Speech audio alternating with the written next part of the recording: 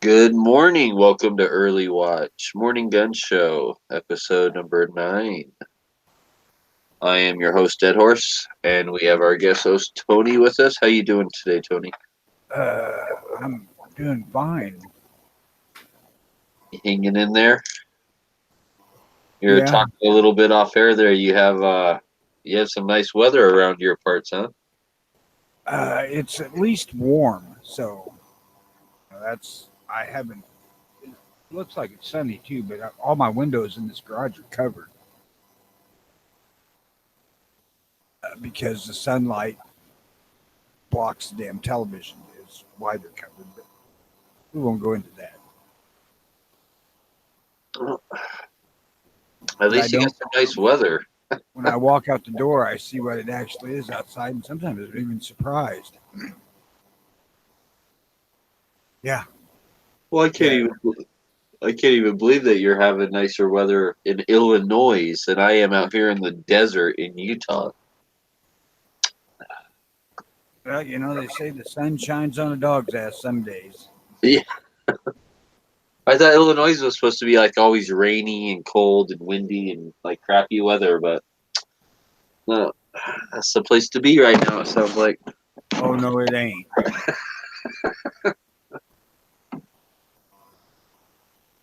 Oh boy. Let's see. I guess we can jump right into it. Do you have you seen any firearm two-way gun news? I Uh, have not. Most of what I see is concerning the heartbeat abortion thing. well, it's okay if there's anything about Illinois specifically or anything that's going on locally whatsoever. I mean, that's fine. Nah, I haven't seen anything locally. But, the past couple of days I ain't got up in time to watch the local news. Let's see here. Kind of. Let's see here.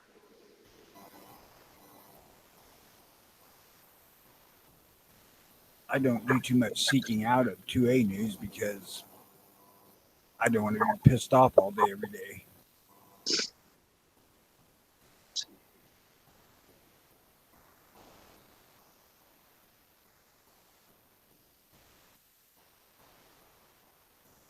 Okay, so Firearms Policy Coalition. Uh, Pennsylvania Judge James has stayed uh, a pending final decision by him. The implementation of and enforcement of Pittsburgh's illegal gun ordinances. So Judge James just stayed pending a final decision by him. Some bad gun laws. The individual gun owners immediately challenged the lawsuit. Will now proceed to a full merits judgment. Have you heard about this at all, Tony? About the bad laws in Pittsburgh? Only vaguely. All right, we got to dig into this some more because I got like a really vague article on this that doesn't really say anything except for that it was, let's see, Pittsburgh gun laws judge. Let's pull it up. If memory serves, that's Pittsburgh is going against the state law. Let's see here. Pittsburgh's three gun control ordinances will not be enforced until after legal proceedings, according to an order issued by Allegheny County Common Pleas Judge Monday. All parties agreed to the stay during a Monday morning meeting held in Judge Joseph James Chambers between city lawyers and legal counsel representing the plaintiffs. Judge James is expect Judge James is expected to issue the stay Monday. If you remember, Pittsburgh Mayor Bill Peduto embarked on his personal gun control jihad following the Tree of Life synagogue shooting. His main goal was challenging Pennsylvania's preemption law that prevents Pittsburgh and any other city in the state from enacting gun control laws that are more restrictive than those enforced at the state level. So Let's see here. Peduto and the Pittsburgh City Council flouted the state law and enacted an assault weapons ban, magazine capacity limits, and a red flag confiscation. Ouch, those are three serious laws. His owner's goal was to get the state Supreme Court to validate the preemption law by picking a legal fight. As soon as Peduto signed the local laws, the city and council members were sued 3 times, to be precise. Now, as the Post Gazette is reporting, things are proceeding just as Peduto envisioned. That's consistent with the city's goal all along, which is to put this in front of the court. Let the courts decide whether these ordinances are permissible under Pennsylvania law, said Eric Tershwell, an attorney with gun control advocacy organization Everytown Law, who is representing the city pro bono. The city is not looking to prejudice anyone while those decisions are made. That's why the city entered into the agreement today. No, the city isn't looking to prejudice, i.e., prosecute anyone under the new restrictions, because once that happens, citizens can then swear out a complaint against the mayor and city council members for violating state law, and that might unduly convince the elected officials. The judge's order prevents the law from being enforced while the cases wind their way through the courts. Meanwhile, a state representative has begun the process of impeaching Peduto over his flagrant disregard of the law. We'll be watching this process play out, and so should you. And that's from the Truth About. That's an article from the Truth About Guns. I'm glad that they're at least suing this Peduto, and yeah. That's 3 scary laws right there: an assault weapons law, a magazine capacity law, and then a red flag law. We really need to return to simpler times, back when you could lynch a fucking crooked politician, or at least tar and feather him. I mean, like, how many people do you got to get together, like, in order to enact that? Like, how many people does it take to make a lynching legal? Oh I no. don't know. We should find out.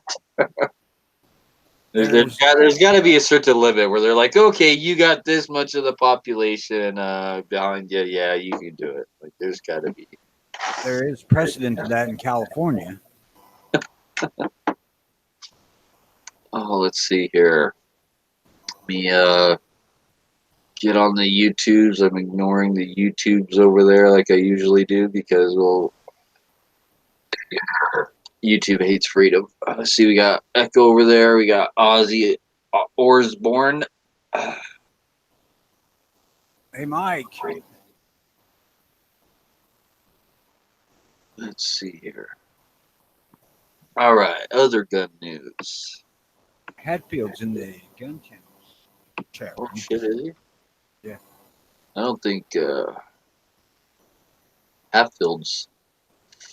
Yeah, he didn't. Where was his show at? Yeah, where was his show at? Left us all hanging. We're like, where's our Hatfield? He didn't even have a show. I don't know. Probably some feud shit. We were sitting there waiting around for a show on Monday night. Yep, this came and went. Bring Yeah, him on in here and let's get to the bottom of this. Yeah, I did. I sent him a link. I think he's scared to join.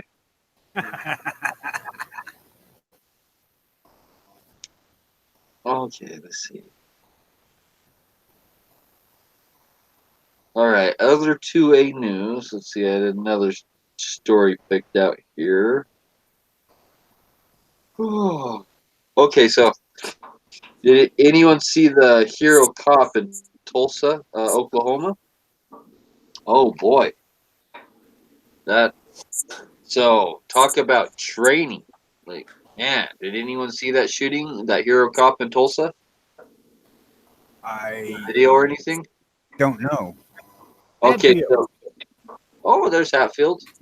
Yes, I'm here. Thank Howdy, you for guys. joining. I'm good.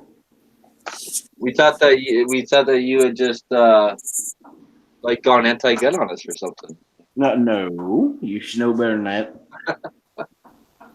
Like he's not around here anymore. What happened? Did Mom's Demand Action get to him? What? What's going on? Okay, let me do some quick explaining. I have moved, and where I have moved, I have no internet, I have no computer, so therefore I can put on no show.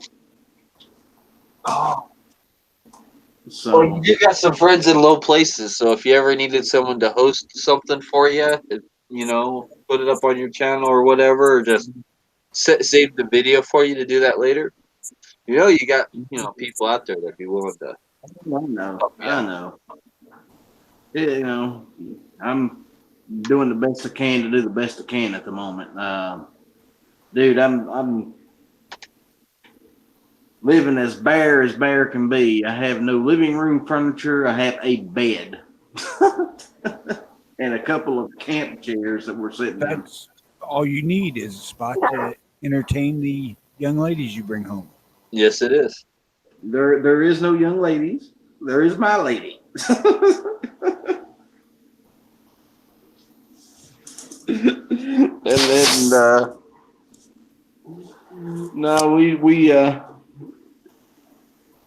we're trying to get things straightened up. If from the way it looks right now, it's going to be a while before I'm back up and running. Like I said, I've got to come across the computer. I've got to get the internet hooked up here. So that could be a couple months down the line or a little longer. So we shall see. Well, that's okay. We're all here for you, man. And like I said, if you need any help, need anything, you got friends here looking out for you. Oh, I know that. You can get really inexpensive, quote unquote, refurbished computers on Amazon. Yeah, I know. Yeah, that's the thing. Right now, I'm playing catch up. I mean, refurbished computers? You mean the ones that Sean puts together every day? Well, I don't know about that. I been using one for about 4 years now. But yeah, it's going to be a while, guys. I mean, my next whole paycheck's going to rent and paying the electric bill. So we're in a way right now. I get it, man. I really do. I went through that for 3 goddamn years. So until I can get caught up and get everything straightened up, I mean, when I moved in here, I still had to pay some rent from the last place I lived to catch up there, then pay to move into this one, and then have all the electric bill and everything else hooked up. So it's a pain in the ass, and so money is extremely tight, and will be. Just go down on the street corner and sell your body. A little prostitution never hurt anybody. Yeah. A little blood, yeah. There you go. Yeah, I'll sell a kidney. How about that? Kidneys bring good money. From what I heard, I'm considering that one myself because they're the things that actually still work on me. Yeah, sell a kidney or a testicle. $30,000 for a testicle. So. Holy crap! Where do I sign up? I don't need my balls no more. Let's do this. All those suckers that got tricked into the vasectomy, they're who's laughing now. You should have your asses had to pay to have that shit done. I'm going to get paid to give mine up. That's what I'm saying, dude. You want 2? What do I get for 2? Like 75? Yeah, that's like a brand new. Oh, dude, you don't even know. That's my brand new truck right there, 75K. Yeah. I gotta go for the kidney. The old lady owns my balls. Now, I'm surprised she ain't tried to sell them, and nobody tell her they're worth that much. Think about how many guns you could buy for $30,000. 3 sets of everything I already got. Yeah, exactly. All right. Can you guys see my screen? Yes. Where is he? Okay, so this happened in Tulsa, Oklahoma. So to give you a little background on this, this is a officer's perspective. A man named Bad Guy was just went into like one restaurant and shot somebody, then went to the restaurant next door and shot somebody, and then went to the freeway in front of the restaurants and started shooting at random cars. So this is like an active shooter situation that we're gonna watch here, okay? And then Alright. one thing I want you to pay attention to is the cardio of this officer, how far he really like is running, right? And how out of breath he is. Like, pay attention to that.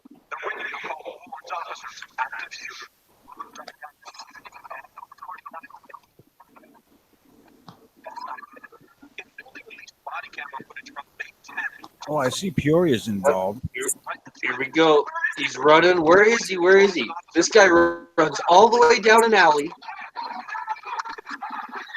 He runs all the way down an alley, all the way through a restaurant, all the way across the restaurant, all the way across the parking lot, all the way over to the freeway. This guy ran like a couple miles, okay, like for real, under stress and duress, across 6 lanes of traffic with moving cars. 2 shots is all, across 6 lanes of moving traffic.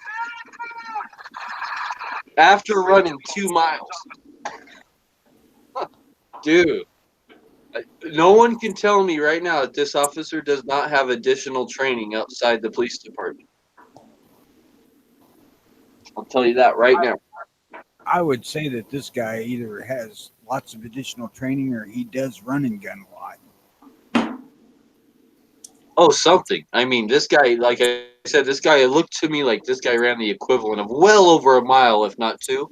And just under that kind of stress and everything, this guy took 2 shots across a 6-lane freeway, like moving cars, like, you know, like he has to be paying attention with his peripheral vision not to put a bullet through an innocent person's car, right? Like there was so much going on after running, after being the adrenaline dump of an active shooter, like so much going on, and for this guy to take 2 shots like that, both shots, and just drop the guy, man, like this is a good case why every single officer needs a patrol rifle too in their car. I mean, like if this officer wouldn't have had that rifle, I don't think it would have ended the same way. I don't know that I agree about that patrol rifle in every car. Little small town podunk police forces go for fucking century without ever using a gun. Or a shotgun. I'm good with shotgun. And I suppose I don't care what they carry. I just talking about the imagery. I shouldn't even be against any of that, being as pro-gun as I am. But a lot of people who have never ran too, and then shot, like you have never literally run and gunned or nothing fancied it out in the desert. It's a lot harder than what you would think. I do that sometimes. When you're out of breath to put rounds on target, I mean, let alone, like I said, all the stress and adrenaline dump. I mean, man. So I think that's a good piece of news for today. A bad guy off the streets, hero cop saves the day. As far as I know, no one was killed. They got to this guy before he had actually killed anybody. well, you can bet your ass But you can bet your ass that he hadn't sold off his testicles. yeah, man, they talk about a man. I don't know. When I see stuff like that on social media, that kind of makes me happy. That that's that somehow, some way, that just it wasn't it didn't end up way worse than what it was. That could have been a way bad situation. And I think there was only 2 victims and then 1 dead bad guy. So, Yeah, that officer probably deserves a commendation of some sort. oh man, I can't even imagine. I wouldn't have been able to do what he did. I'll tell you that right now. Like, I give that guy I'd be lucky to run 100 yards without huffing and puffing. So let alone take 2 shots under the stress like that and just like how do you train to shoot across 6 lanes of moving traffic and be able to like use your peripheral vision to be like, all right, now's the time, no cars are coming, like I'm not gonna like hit an innocent motorist and plug those 2 shots dead center into your target and drop him like a rock. Like I don't know, man. That was either some really good luck or some this badass training. Like I'd be really, really curious to find out if this officer had like a bunch of additional training behind him, and it wouldn't surprise me one bit if he did. Well, some people also, when they get that adrenaline dump, they become way more focused. I can see that. Not me, but some people I can see that. Like I don't know if I become more focused or not. I think I probably become more unfocused. More that whole time slows down thing, but time's really not slowing down. Right. Yeah, that's what I was talking about, actually. A lot of people say you get narrow vision, which is true, but it's also true that you really can focus. Some can, not everybody, I suppose. But I'm going to lean towards training too.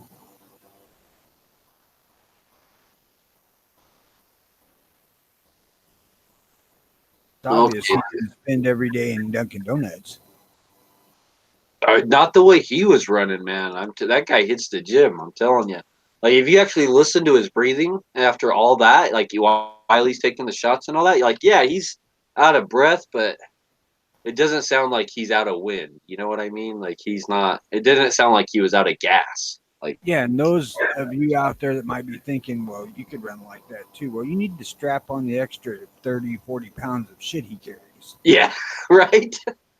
And just not only that, but that guy had a consistent adrenaline dump from the time he got that call of an active shooter, and the second he's running around with that patrol rifle, that whole time going through all those restaurants, running through that parking lot, the suspect could have been popping out at almost any turn, right behind any car, whatever. That guy had a consistent like adrenaline flow that whole time.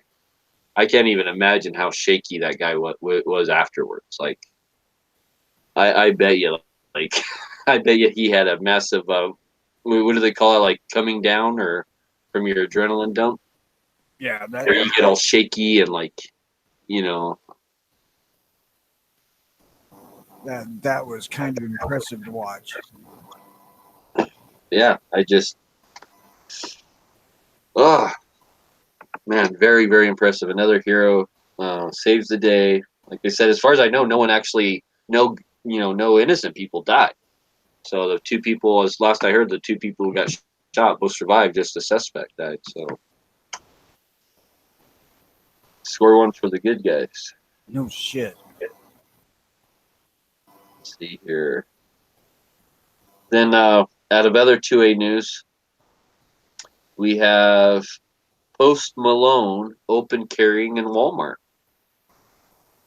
Do you guys know who Post Malone is? No. So he's a guy who moved here to Utah because we're free in Utah and he can just buy guns and stuff. Like those are his words.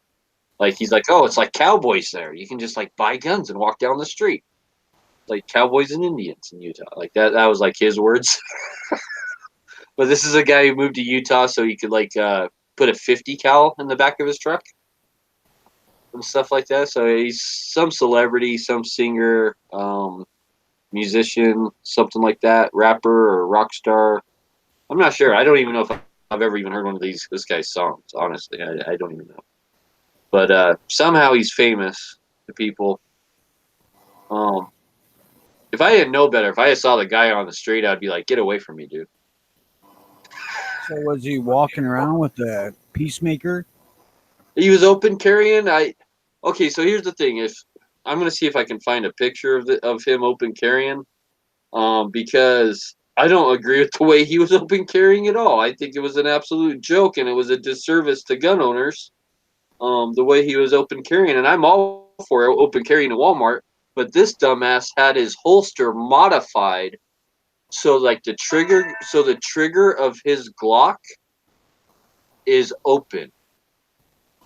So even while the gun was holstered, you could just put your hand on the grip, stick your finger in the trigger guard, and pull the trigger while it was holstered on a Glock. That's pretty fucking stupid. That's pretty fucking stupid. So, was he actually carrying like that? Yes, there's a fucking picture of him open carrying in Walmart. I'm almost 100% positive it was here in Utah too. And that, he's standing there with the Walmart cashier clerk and they're both doing like the peace sign.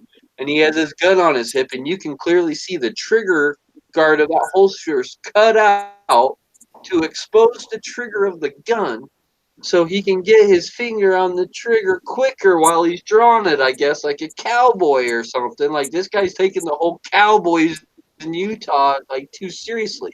I don't know if this guy knows this or not, but he's not going to be challenged to a duel out in the street anytime soon.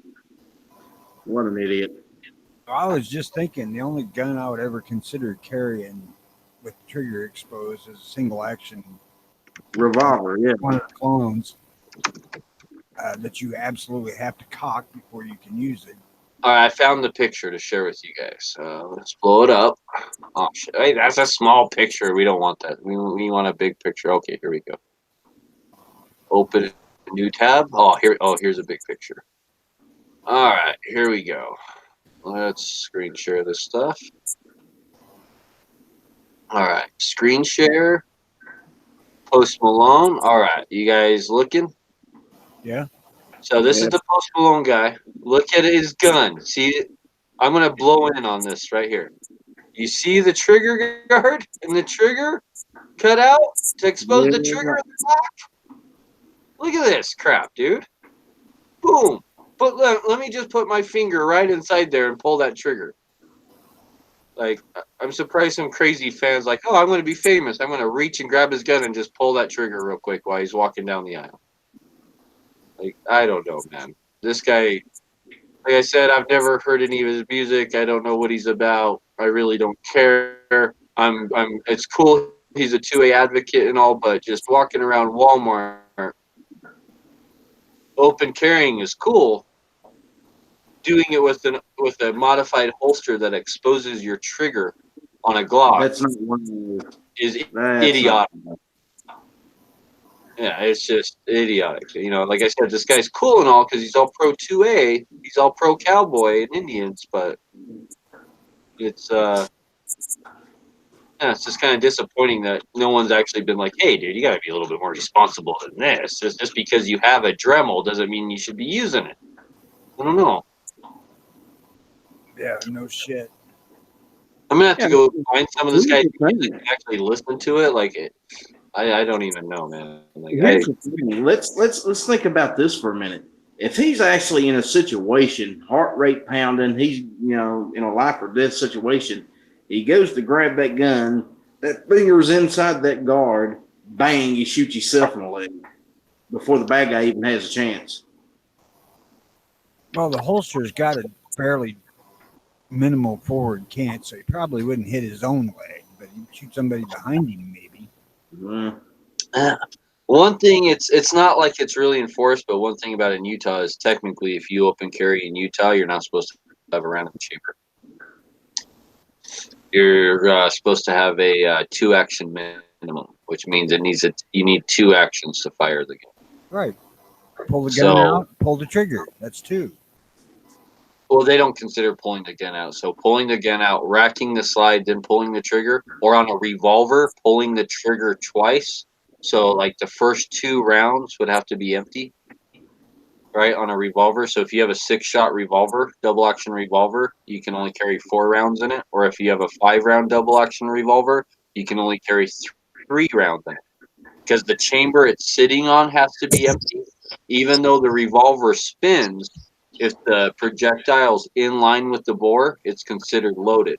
So the chamber it's sitting on has to be empty. The next chamber has to be empty, but then the third one can be full, right?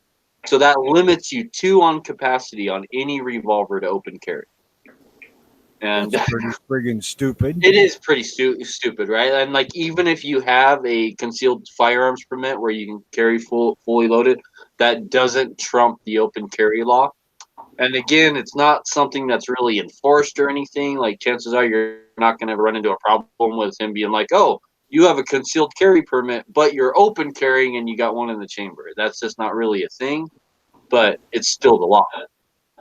So keep that in mind that chances are this guy probably doesn't have one in the chamber the whole time, if he even knows the law at all here in Utah. But somehow I think he's getting very, very bad advice from like Instagram or YouTube or whatnot. Who knows what kind of people he's hanging around, or pro gun people. But I have a hard time believing that one of this guy's friends didn't say like, "Man, oh, Be right dude, that's back. not." I got a phone call. Yep. But I you know, if you're some celebrity and you're out of touch and you're trusting other people's advice, and someone's like, "Oh, you want this holster? It's so much faster on the draw." Like, how are you supposed to know, right? You're like, "Oh, these guys are experts. Let me take their advice." You know. Guys, I got to bail. I got to go pick up the old lady from work. All right, Tony. Take care, Tom. Yeah, take care. Have a good one. Go and join when you come back. I hope so, yeah. Okay. But I'm sure there's tons of Post Malone fans out there. The guy seems like he's really popular nowadays, and I've been seeing an awful lot about him. And again, I don't even know who the guy is. I have no dog in the fight. I don't even know if I've ever even heard one of the guy's songs. All I know is the second I saw that holster, I was like, "These are not the droids you're looking for." Yeah, pretty much. Yeah, pretty much. That was pretty ugly. I just can't imagine having a holster like that. Carrying it. So speaking about stupid people and handguns, I watched a video earlier this morning on Facebook, of all places. Guy had bought a 686 Smith & Wesson, I think it was. And, you know, he's talking about it, first gun or what have you. So he's loading up the gun, and then he does the whole Hollywood wrist flick and closes the cylinder. And I'm watching this, and I'm sitting here thinking, cringing the whole time, thinking, my God, how much damage did you just do to the arm on that cylinder? People, let me explain something to you. That looks cool in movies, but it will ruin your gun. When you have a revolver, that little arm is there to push the cylinder up. If you do that wrist flip, you could bend or break that arm, which could screw up the gun. You know, the cylinder might not close or might not open after that, or throw the gun out of timing. Don't do that. Just use the arm. Don't panic either, like a cowboy. Yeah, exactly. I see that and I cringe every single time. So I'm, you know. You have no idea how many double action revolvers I've gone to look at, and then I've been able to tell that they've been cowboyed. And this is a double action revolver. I'm like, oh, like why did you like let your 10-year-old cowboy this, right? Like, and that's one of the big perpetrators. Honestly, it's like parents and stuff. Like, oh, like here, Bobby, play with my gun. And Bobby, cowboy. Yeah, the thing about it is, guys, is those guns will last you a lifetime. A revolver is not likely to ever fail you. until you start doing stupid crap like that. And then, yeah, you're going to break it. And it might take 15, 20, 100 times before it actually snaps or bends, but eventually it's going to. And then you've got a 2-pound paperweight that you paid $600, $700, $800 for.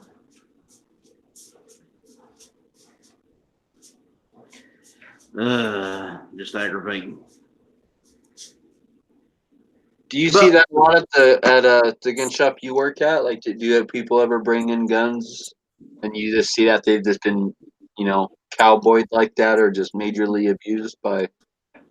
I Or haven't. they're like, oh, I want to trade this in. I have not, actually. And we tell anybody that we show a revolver to, do not pull that hammer back. Do not pull that trigger on every revolver. Semi-automatics, unless it's 22, I don't care. Don't do it on a revolver. And they ask, why? And then you have to explain to them, well, when you pull the hammer back on the revolver, the cylinder spins. When that cylinder spins, it leaves a scratch around the cylinder. And nobody wants to buy a gun that somebody else has scratched. They want to scratch it themselves. And, some people get it, some people don't.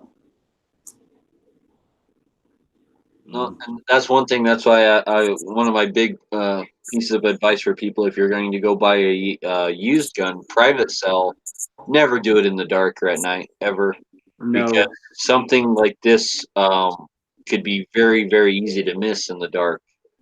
And I kind of run into that more often than not. People are like, "Oh yeah, like I'll meet you tonight at 9 o'clock at Walmart." You're like, "Okay, that's too late for me. How about 6 o'clock tomorrow?" Like, "Oh no, I won't be able to do it till pretty much any time you give them." It's like, "Oh, I can only meet you in the dark, right? Like at nighttime."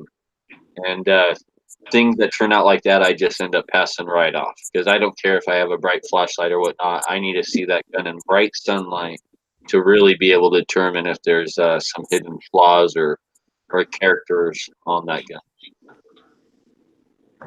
It's so just be careful what you do with your guns, guys. And honestly, there's it's kind of hard to abuse a gun like a Glock. It's hard to kind of cowboy a Glock. You can sit there and dry fire that gun all day long, and you're really not going to do much to it except for some superficial, marks. But on a revolver, just like I was saying, you can mess up a revolver by mistreating it, and you really can. You basically ruin the whole gun. I'm just not a fan, and here's the thing. I'm sure there's people out there that'll tell you, well, I've done it 1,000 times and my gun is fine. Okay, so 1,001 it breaks. Well, I'll take that chance. They say their gun's fine. Yeah, for them, they're fine. You go to another revolver guy, right? Chances are any other revolver guy they went to, they'd be like, "Oh, blasphemy! Like, what are you doing? Oh my gosh!" Someone take the gun out of that guy's hand. So there's a lot of different. One person's like, "Oh, I've done it. It's just fine." Is another person's still like, "No, dude, no, put it down. Go home." It's like I explained to this guy in my post reply, just, hey, look, it looks cool in Hollywood movies and, it looks cool on TV shows. But you have to remember that most people in Hollywood don't know shit about firearms. So, and if they break one, big deal. They can replace it easy enough. If I break one, well, that's several $100s that I really don't have the money to dish out to get a new one.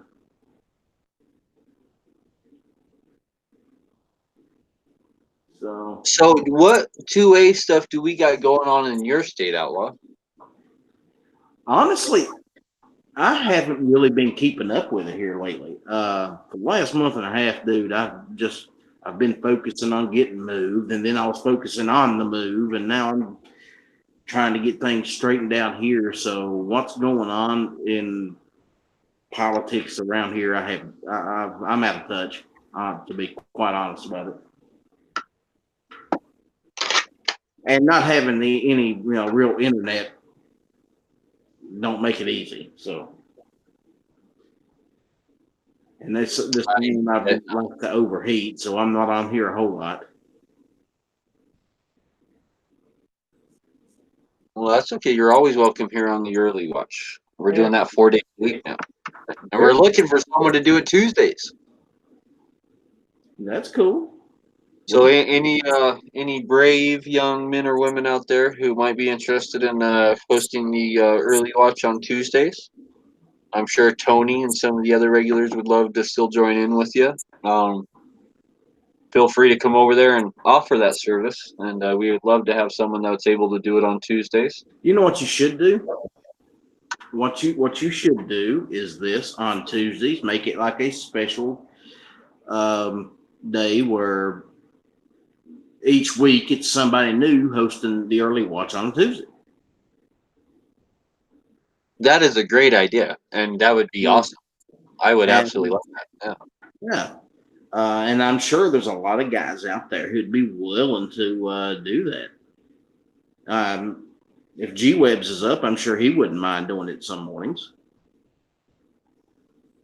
Just announce who's going to be doing the show a week prior, from one Tuesday to the next. Well, this week Dead Horse is doing it. Next week Tony's hosting. The next week Sean Connery's doing it. Next week I can't do it on Tuesdays. I would be able to probably start it. Maybe like an hour earlier. I'd be able to start it for you guys and just kind of leave it running. If it needed to be on the same channel, or like if the person who wanted to host it can actually host a YouTube part, I could do that. But on Tuesdays, I get a rifle range to shoot at for free, and I'm the only person there because they're closed on Tuesdays.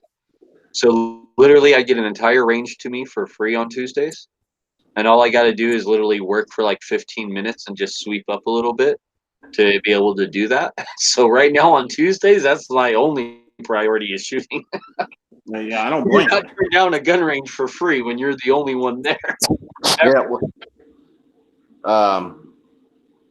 I don't blame you at all. If I had that kind of offer, I'd jump all over it. Oh, I'm hoping to really take advantage of it when I get a better camera. I'm going to invest in an actual video camera instead of just like my cell phone.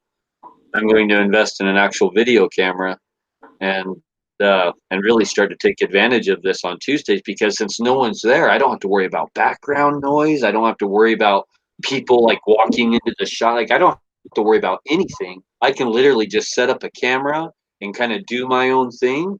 And man, I think that'll really help me actually put out some like good content. Because then that's just going to take so much of the stuff I have to kind of worry about. Just boom, like that relieves all of it. I mean, I don't have to worry about dragging targets out to the desert. I mean, nothing. Everything's already done for me. Yeah, I'm honestly thinking about once I get life straightened back out to where it needs to be for myself. I'm actually thinking about doing some new stuff on my channel. Like I said, no, I'm not going to get away from the whole firearms thing because you guys know me. I'm all about 2A. But I'm also going to venture into, I'm going to see if I can't locate a decent outdoor camera and start posting some fishing videos and stuff. Expand the horizons for the Outlaw Hatfield. Put out some fishing videos, maybe even later this year some hunting videos. So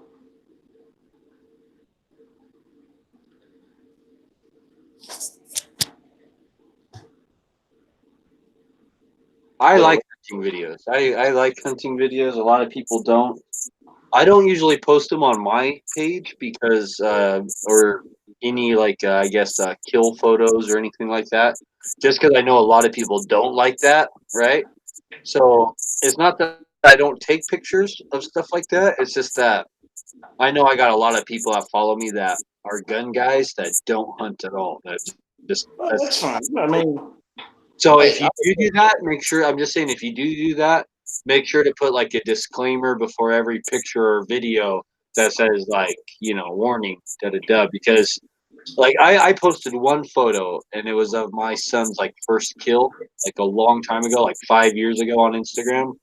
And I actually got a lot of shit over that. Like, oh, you didn't even warn us. Like, we didn't want to see a dead gopher. Like, you know what I mean? Like, and then I kind of sympathized with that. I was like, oh, okay, you weren't expecting to see this, and it just all of a sudden popped up in your thing, and maybe I'll be more, more, kind of think about other people like that, right? So that's why I haven't posted anything since like that. But just warning, even gun guys can be real sensitive about the hunting. Yeah, I know. Believe me, people get a bit weird. And the thing about it is, I'm a country boy. I've seen this stuff all my life. Dead deer, dead squirrels, dead snakes. To me, it's just one of those things, Circle of life. Yeah, pretty much. But yeah, I would like to not only do the interview thing and the panel chats, but expand it out to do some fishing videos here and there, and maybe some hunting videos. Yeah, just get a wider spread going. Of course, the bread and butter of the channel will always be the interviews.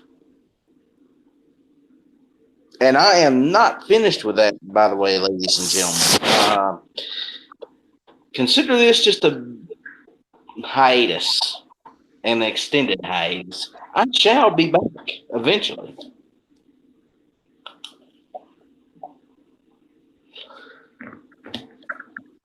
I might have to rework the schedule again, but that is what it is. So, well, like I said, my good sir, if you wanted to do anything shooting with the outlaw or anything like that, Monday night shootout, and you needed someone else to host it, you got like 10. I know you got like 10 different guys here at any time. All you'd have to do is hit one of us up and be like, dude, we'll host it for you. We'll start it up. We'll walk away. We'll let you do your thing, whatever you want. I know you would, and I appreciate that. In fact, I've asked John to host one for me if he wouldn't, and he said he would. So it's that'd be awesome. Yeah, just getting the timing down.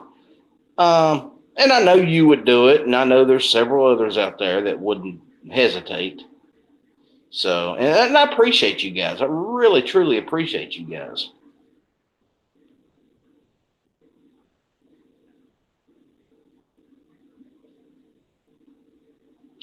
So has anyone ever else noticed that when you type in something like 2A news, that just a lot of like baseball stuff comes up? Yep. Like, I still haven't figured out how to exclude all those baseball results. Type in firearm news instead. Yeah, firearm news, gun news. We'll see, like, gun news is like really biased. So when I type in gun news, it's all like really bad news. Yeah. 2A news is baseball news. Firearm news is it's mostly bad news. Yeah. Well, you look where the sources of the information are coming from. So,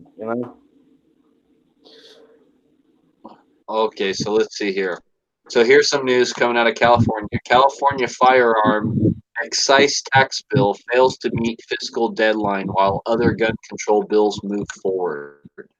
So last week, the Assembly and Senate Appropriations Committee took up their respective suspense files ahead of the Friday, May 17th fiscal deadline. Some of the more erogenous gun bills failed to meet the deadline, including the firearm excise tax, vehicle storage and dealer liability insurance bills, while other anti-gun bills continue on. Below, find the respective actions of firearm and hunting-related measures. The legislation that was passed by the committees will next head to the floor for a vote. So Assembly Bill 284 was passed. This is sponsored by Assemblyman member Jim Frazier, which is of course a Democrat. This would permanently place in statute California's junior hunting license, which is due to sunset in 2020. So this is would permanently place in statute California's junior hunting license, which was due to sunset in 2020. So is this a pro-gun thing? Is this saying that junior hunter safety licenses were going to stop in 2020, and now that they're going to be permanent? That would be like a pro-gun win, right?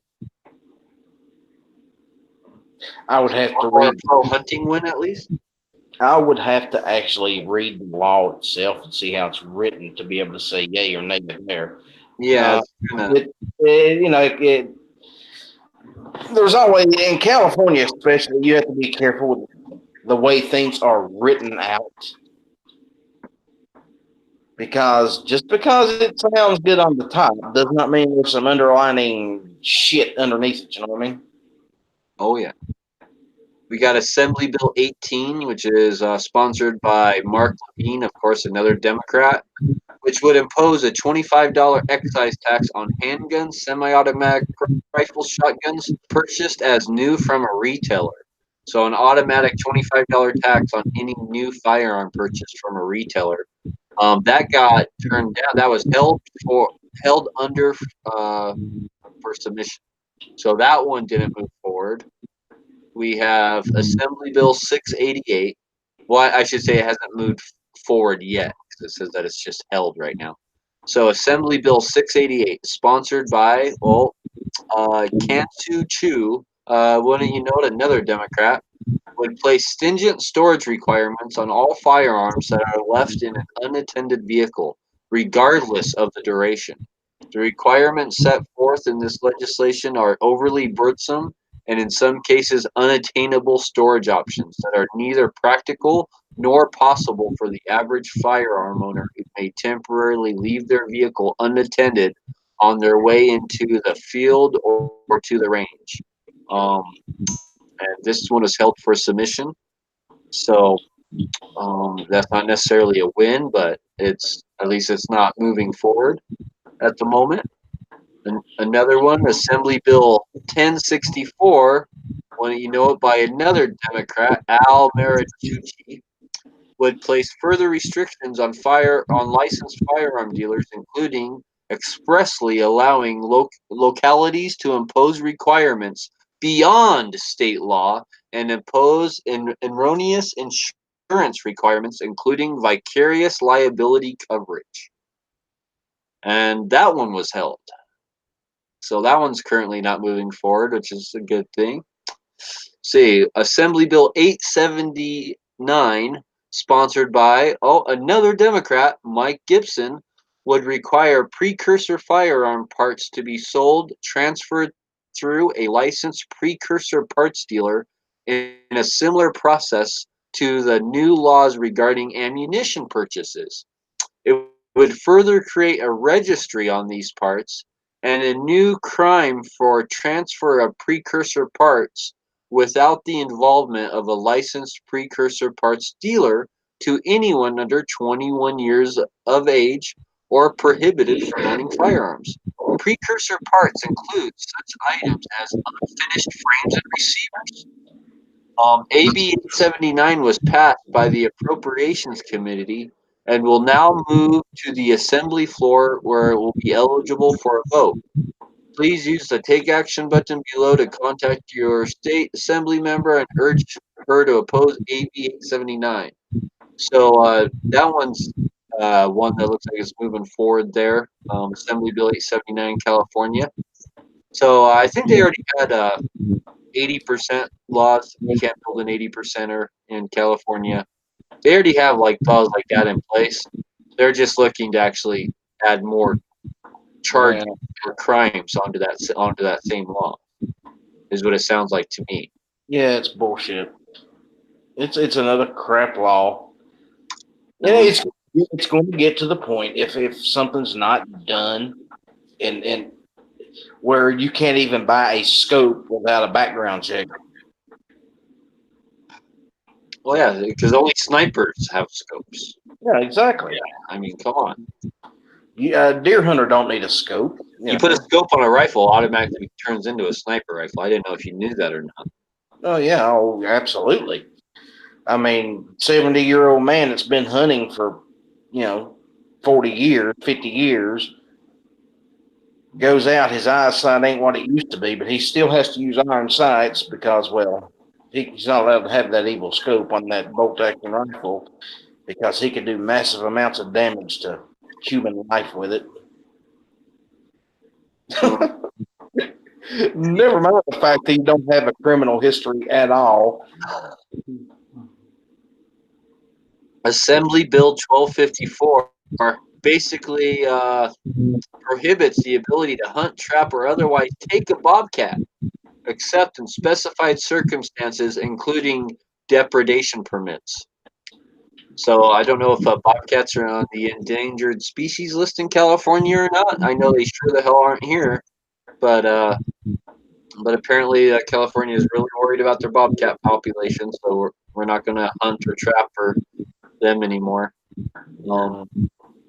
Yeah, I don't know. I haven't heard of any bobcats becoming any sort of endangered species anywhere, because those things, I mean, they're worse than feral cats as far as, I mean, those things are tough, man. Like they, I don't. Those things are kind of like one of those hard to kill animals that, man, like it doesn't matter what you seem to do to their environment or their habitat or whatever, they're just going to move on and prey on something else. So What's the fix law? You're not allowed to kill a snake until after it's bitten you. So Senate Bill 61, sponsored by another Democrat, Anthony Portantino, would expand California's one handgun a month law to apply to all firearms. Further, this legislation was amended to prohibit the sale of centerfire semi-automatic rifles to persons under 21 years of age, except in narrow circumstances. So, all rifles, or at least all semi-automatic rifles, 21 years old, and one firearm a month in California. Wow. That's Senate Bill 61. Senate Bill 120, sponsored by Henry Stern, another Democrat, of course, would expand the penalties for violations of California's transportation laws, including vehicles or on a person. The penalties include a 10-year probation on firearm ownership. Really? So if you are caught transporting a firearm wrong in California, well, now you can get 10 years probation on firearms ownership. That's what it says, 10-year probation on firearm ownership. So it's, I guess it's not like legal probation, or it's just you can't hold a firearm for 10 years because, well, it's California. Yeah, you got caught carrying your gun in the wrong type of case. Now you can't carry a gun at all for 10 years. Good luck out there. That's what I'm hearing. Senate Bill 172, sponsored by you know what? Another damn Democrat. Oh, I've heard this guy's name before. This is like the fourth anti-gun bill this guy's brought up. Anthony Portantino. So this guy is definitely someone California needs to vote out. Would expand California's existing storage laws. And it doesn't go much more into that, but I'm guessing, you need this kind of safe, and you need this kind of box, and you need this kind of trigger lock. But that's the news. That's the 2A news coming out of California in the last 48 hours. So, wow. Whenever there's a lull in 2A news, all you have to do is go to California and New York. Basically, you should be extremely depressed about 2A. Read California or New York gun laws. Exactly. The most depressing places on earth to live when it comes to 2A. Hey, G Webbs, how are you, sir? Morning. Good morning. Thanks for hosting. Oh, yeah, no problem. So that's their new. Oh, go ahead. Oh, I said, well, I haven't spoken with you in a long time. How you been? How's life? Same thing. I was just saying the same thing. Yeah, good. How about you? not bad. Trying to get things situated and everything back up and running. We're on the wrong side of the dirt. That's all that matters, right? Yeah, exactly. So the pile of stuff, that's their new strategy, right? If they can't get, they can't exploit situations nationally and, get momentum or any kind of, accomplished thing or get anything accomplished that way. Their strategy has been to go numerous attacks at states. And I think it's the same thing as terrorists standing behind innocents, right? They win all the way around, because if the innocents start getting killed by the people trying to help them, they fear the people trying to help them. So it's, they throw this stuff out there in swarms, and they have nothing to lose. They get to virtue signal. I put a gun law out there, and if it's defeated, I put a gun law out there, and it was so bad that they had to destroy it. Like the NRA had to get rid of it. So now they're heroes, and they did something against the NRA, right? They tried something. And if it succeeds, well, that's obvious, right? And then what's the other side of it? They get us frustrated, people in California just overwhelmed. They get the rest of the country making fun of them and alienating them and dividing the community, our community, the community that they're trying to affect, in a negative way. They're succeeding by having us mock them and make jokes about them. And now, as a gun owner in California, there's hardcore gun owners. Okay, we don't have to worry about them, I suppose. But then there's people that are like, there's a lot of people in California. I just got back from driving to California last weekend. There's more people in California anywhere else I've been in the world. I mean, it's obvious, but seeing it firsthand, you've driven through California before, right? Like, it's amazing the amount of people there. There's 7 million gun owners, for crying out loud, and they're a minority. There's a lot of people in that state. To dismiss it, to allow them to take that piece of metal and to bend it back and forth is what they're doing. They're bending that piece of metal, and they're bending that piece of metal, and they know that at some point the metal is going to fatigue. That's what they're doing, and they're winning. Like I say, there's no negative consequence to this type of attack, because if any of them get through, they win. If all of them are repelled, they win, and in the process, they divide us. Well, yeah, they're attacking on multiple fronts, and that divides our defenses. So when they throw out 10 anti-gun laws like this, you're exactly right. All they have to do is win one of them, and it's a win for them.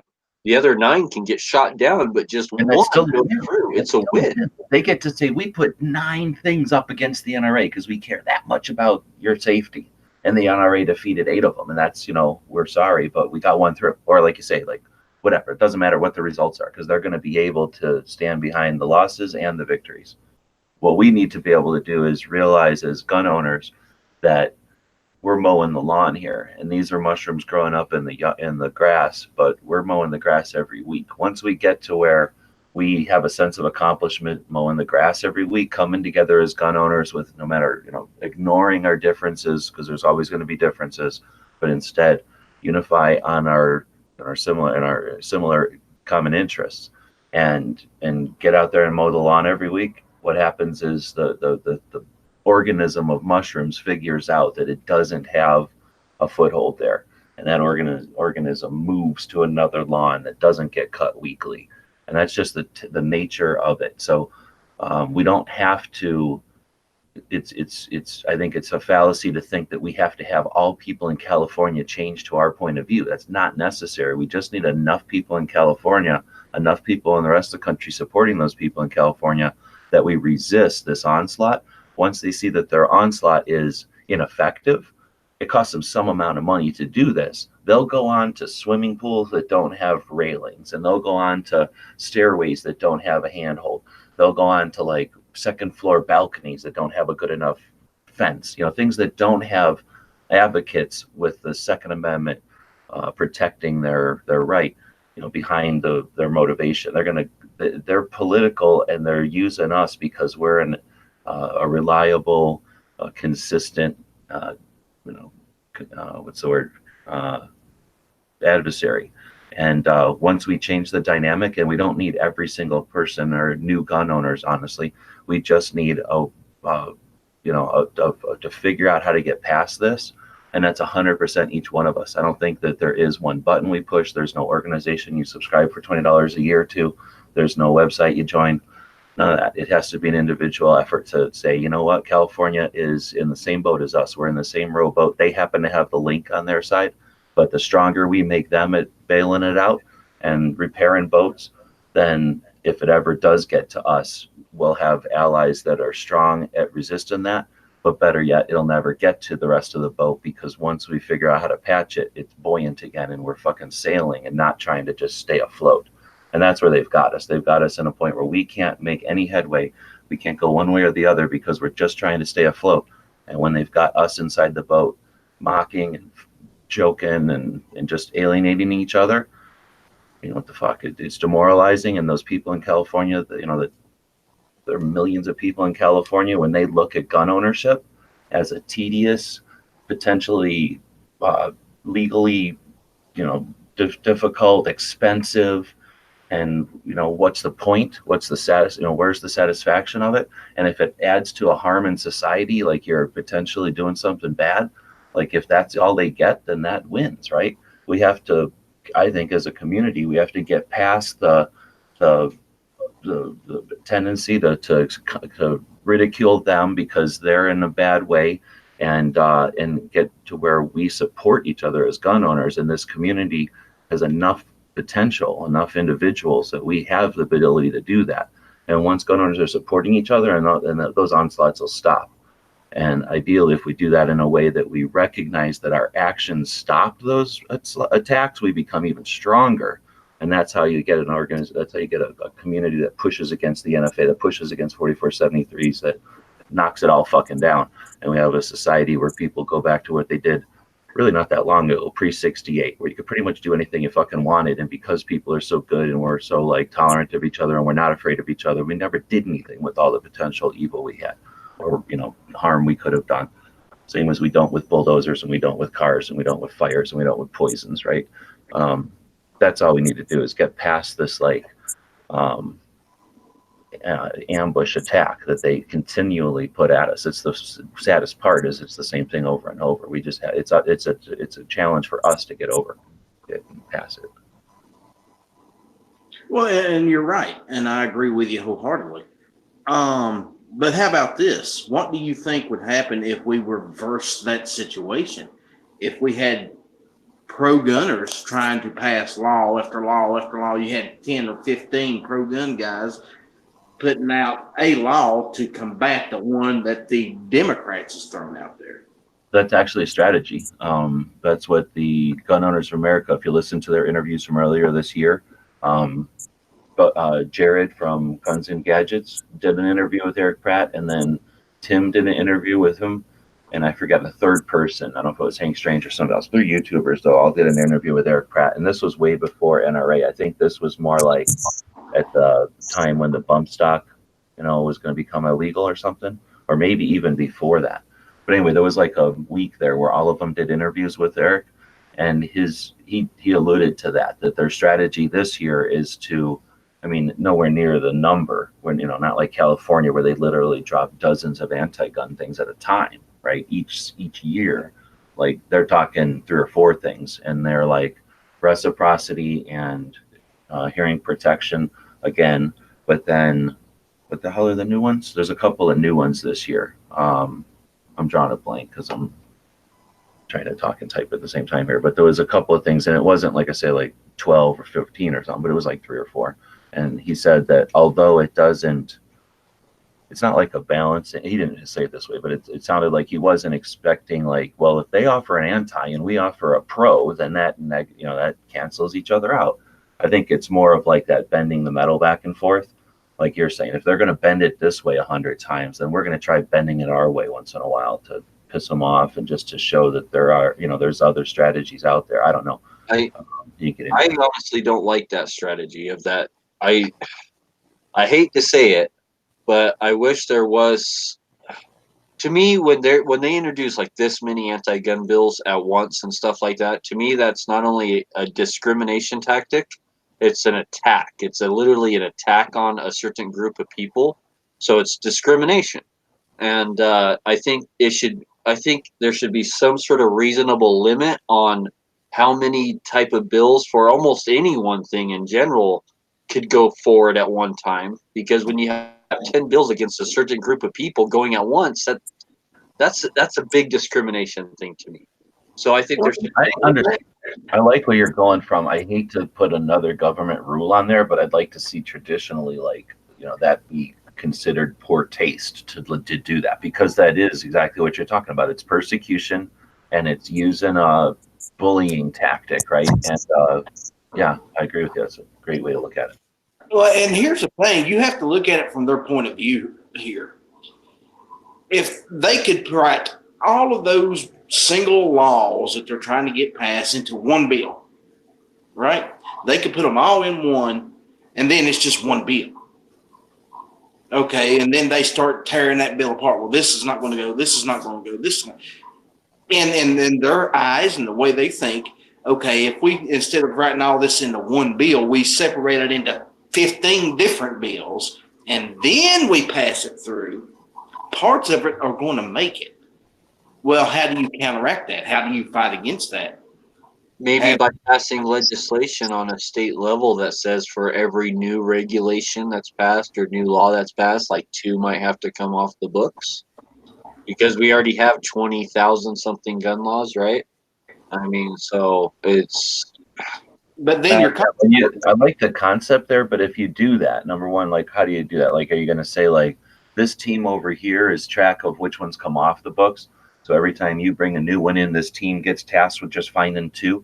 Or they have to be, like, related to the one that comes in? If it's a traffic thing, do 2 traffics have to come off? Or if a traffic comes in, can one, have one of a health code violation come off? Like, how do you to juggle that? Or do you say, like, when you bring the bill, you got to bring 2 accompanying laws that are going to get dropped as a result of your bill, in which case now you're not even voting on a bill. Now you're voting on literally 3 things every time you vote.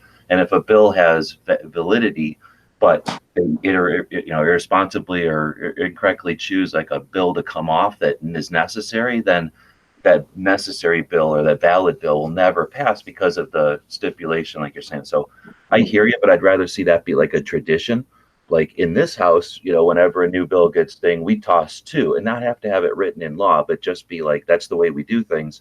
And I don't know. I like the idea, but I just hate to see more laws to require all that kind of bureaucracy, right? Because they hide behind that shit. They hide, even if it's in the best of intentions, the weak cowards will hide into that shit and use it against us. Yeah, and then you also have to think that that's a form of compromise. So we're going to give you this one, but we're going to take this one back. And for me personally, I have always been the no compromise frame of mind. I don't want to give up anything. And to give this up to get this back, that is compromise, and I refuse to do that. It sounds like you might have some common interest as a friend of ours called Night Strike. Have you ever heard of this guy? Oh yeah. I hate to tell you, but I'm in that one too. No compromise. I want it freaking all back. I did find some news coming out of Illinois, Tony. An article that was released yesterday. Don't piss up my day. Then do you want me to save it for tomorrow? It's something I can save for tomorrow. Because it might ruin your day, but I thought you might have a little bit more insight on the art than what the article goes in, since you live there. What's insight? Illinois wants to make California look like a safe haven for gun owners. Well, this article basically says that Illinois counties with high firearm suicide rates tend to be gun sanctuaries. So it's saying that all your gun sanctuary cities in Illinois or counties are where all of Illinois suicides are happening. And of course, this is representative of Giffords. I would say that's fiction. Well, I don't know. I'm thinking when they leave it vague like that, all suicides. Well, come on. If there's 30,000 firearms deaths, we know that 20,000 of them are suicides. So to say suicides and lump it all together in one is negligent at best and criminal more than likely. They're doing it deceivingly. So where are these suicides? What do people think when they think suicide? Are you thinking like kid making a bad decision because his girlfriend or something? Or are you thinking like girl getting bullied at school? Or are you thinking vets that are sick of being a burden on their brothers and sisters in the VA and off themselves, at 87 because they don't feel like dealing with VA end of life options? Or are we talking about, vets? We know that there's 22 of them are vets today, but when that adds up, it's not the 30,000 a year, right? So, what are they, when they throw all suicides out there?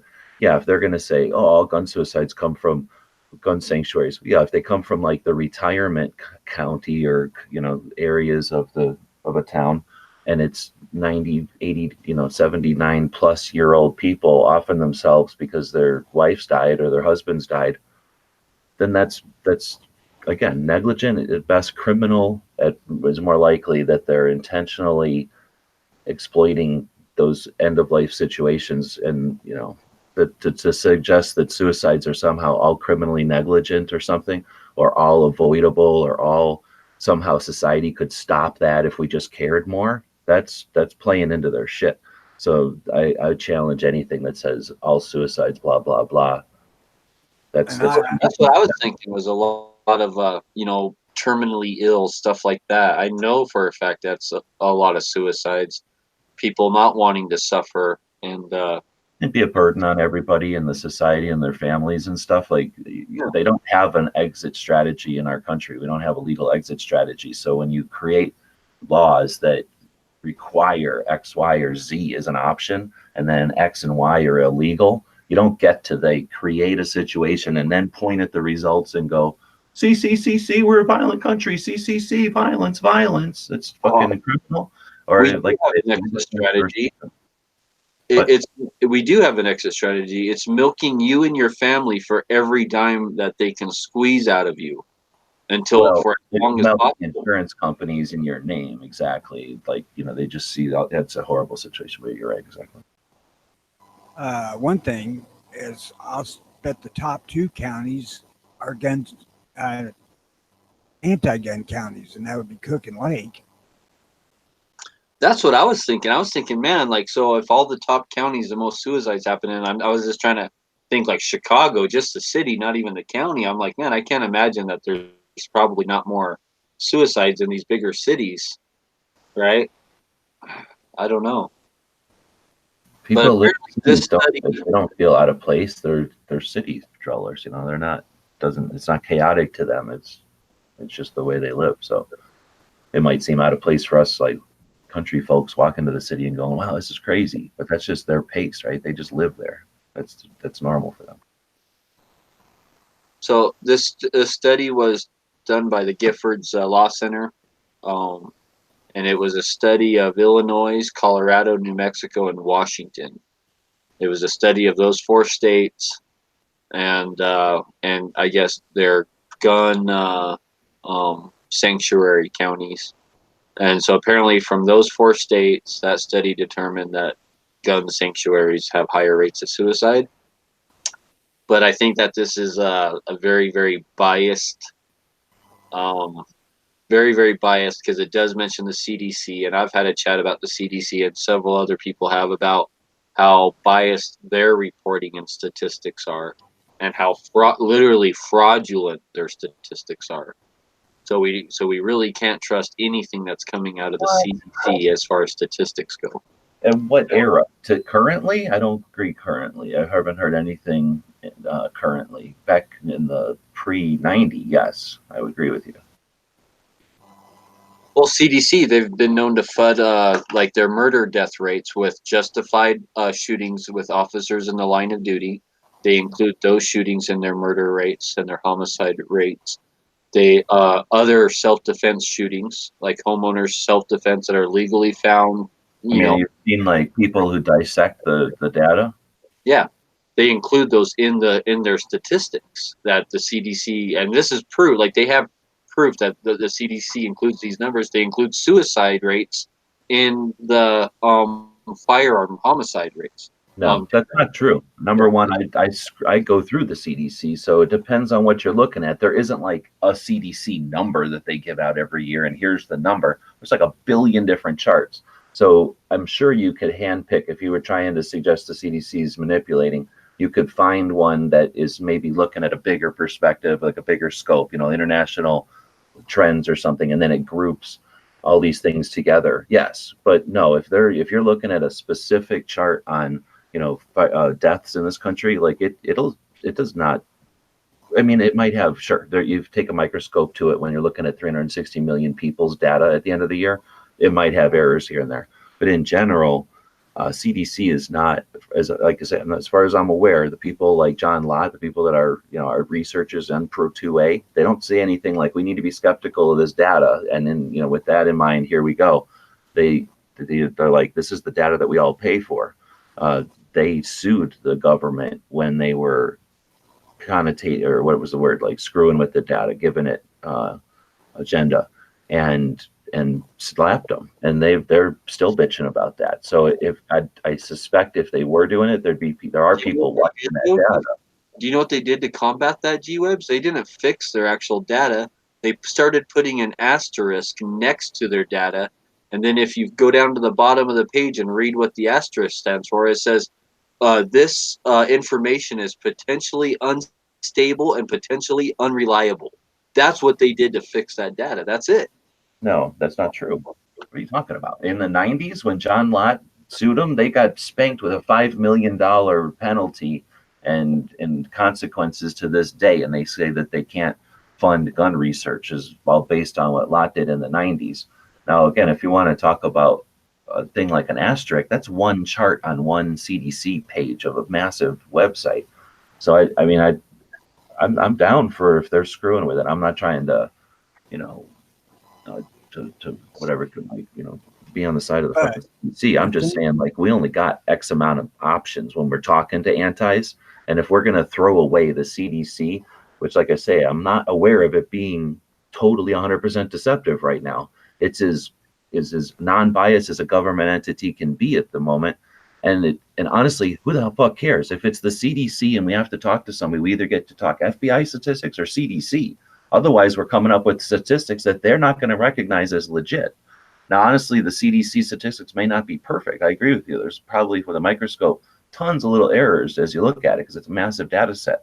But it doesn't matter. The data is still on our side right now. We still own that data. It is 100% justifying private ownership of firearms.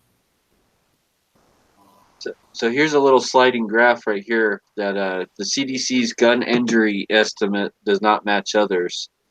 Estimated number of injuries caused by guns each year, according to the Center of Disease Control and Prevention, and then the nationwide emergency department sample and the national inpatient sample. So, and not only that, but a lot of like the Trace and a lot of other organizations, because I read about this. I did a show about this a while back. So I read quite a lot about it, but a ton, like everywhere else you look, does not match. Even government-funded programs, government-funded statistics don't even match CDC numbers. Like nothing matches CDC numbers. Everywhere you look, whether it's right at our criminal justice system's numbers, right at like hospitals numbers, every independent study, everything nothing matches CDC. All right. Well, then I have John Lott on here soon. I will ask him if he considers it a valid source anymore, or ever did. Because you can see like the they got sued for that. They got spanked for the $5 million or more because they were influencing they were putting their thumb on the scales as they were reporting. So that would mean they're going back to their old ways under the consequences of another. I mean, that function is still in place or whatever. And everything I'm talking about has really been within like the last 4 years, since like 2015 is all most of the stuff I was researching were all published numbers since pretty much the election.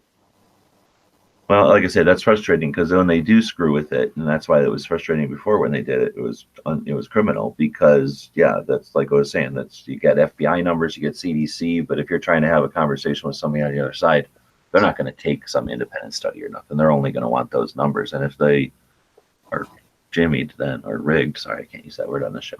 If they're rigged, then that's bullshit. Criminal. Go to jail. Well, and even if they get fined, it's like who's the one who's going to pay that money? It's not like, oh, the head director is going to pay that out of his own pocket. It's taxpayer money, right? So it's No, well, what happened in the 90s, I think it was, Grant. the CDC got spanked. So they basically took their funding and then, yeah, so the taxpayers didn't fine them. They just quit paying them for a long, long time. They might still be dealing with that.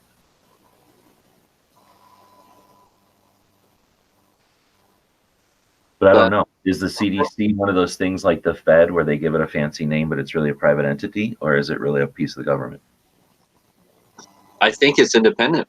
Because a lot of times what they do now is they write, like they figure, oh, okay, there's like scrutiny and like, responsibilities if we're actually government, like people can look over our shoulders. But if we take this piece off and throw it over here into the public sector and then make some shit ass laws that say you can't look at their books, then we can just pour money into there and get the results we want.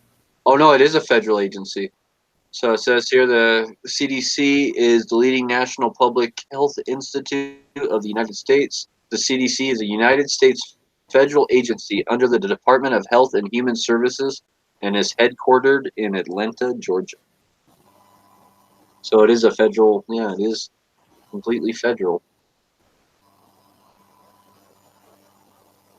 Wait, now this says the CDC Foundation is an independent nonprofit organization that forges partnerships between the Center for Disease Control Prevention and private sector. So there's the CDC, and then there's the CDC Foundation. Yeah. So there's like a couple CDCs that are kind of intertwined, it seems. I don't think they're intertwined. That's just some fucking company came along and gave itself a name very similar so that it could, sit next to the CDC and act like an official thing. Money laundering scheme there.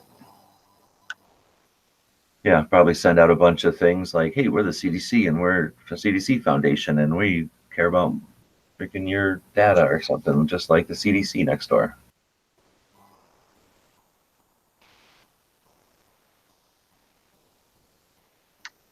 I don't know. I think that every CDC statistic I've looked at since 2015 has been fudged, honestly. Just from everything I've read, it seems like they're manipulating the data, and they're doing it in such a way where they might not be able to be called out and say, hey, you're including this stuff. And they're like, well, technically an officer killing someone in the line of duty is still they're using this minutia, and I don't know anyone who's like, yeah, a justified shooting should be included in those statistics. It shouldn't. And suicides. Should suicides be considered? Should suicides be included in the homicide data? I don't think so. I mean, but they do because they're like, oh, they killed themselves. That was a homicide.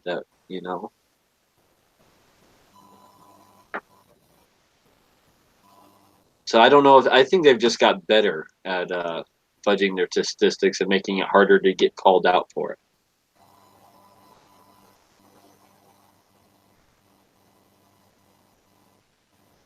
Oh, let's see here. Oh, we got some good news maybe coming in. Guns.com has a story that Senate Republicans introduced Constitutional Carry States' Rights Act. The bill, as introduced, would protect those carrying without a permit in states that recognize constitutional carry from the specter of federal charges should they cross within 1,000 feet of a school zone. A bill to keep gun owners in constitutional carry states out of a federal legal pitfall while near a school zone was introduced this month in the U.S. Senate. The Constitutional Carry States' Rights Act was filed last week by U.S. Senator Mike Rounds of South Dakota, who's a Republican. who stressed the state's pending permitless concealed carry law could pose an issue for those passing near school zones. In short, the Federal Gun-Free School Zones Act bans carrying firearms within 1,000 feet of a school zone, with an exception for those with a carry permit. Supporters of the bill fear that those practicing legal constitutional carry may not meet that exception. This legislation would help ensure that gun owners exercising constitutional carry will no longer be stuck with confusing laws about where they can and can't have all their firearms, said U.S. Senator Mike Enzi, a Republican from Wyoming who is a co-sponsor of the bill. According to the sponsors, the bill, filed as S.1506, would cover both local and out-of-state individuals lawfully carrying a concealed weapon within 1,000 feet of a school zone in states that recognize constitutional carry. The move is needed, points out Enzi's office, because, for example, a traveler driving along Interstate 25 in Cheyenne will come within the school zone limit set by the GFSZA, which, if the driver is carrying without a permit, could technically be a violation of federal law. The Constitutional Carry States' Rights Act currently has 7 sponsors, all Republicans, and has been referred to the Senate Judiciary Committee.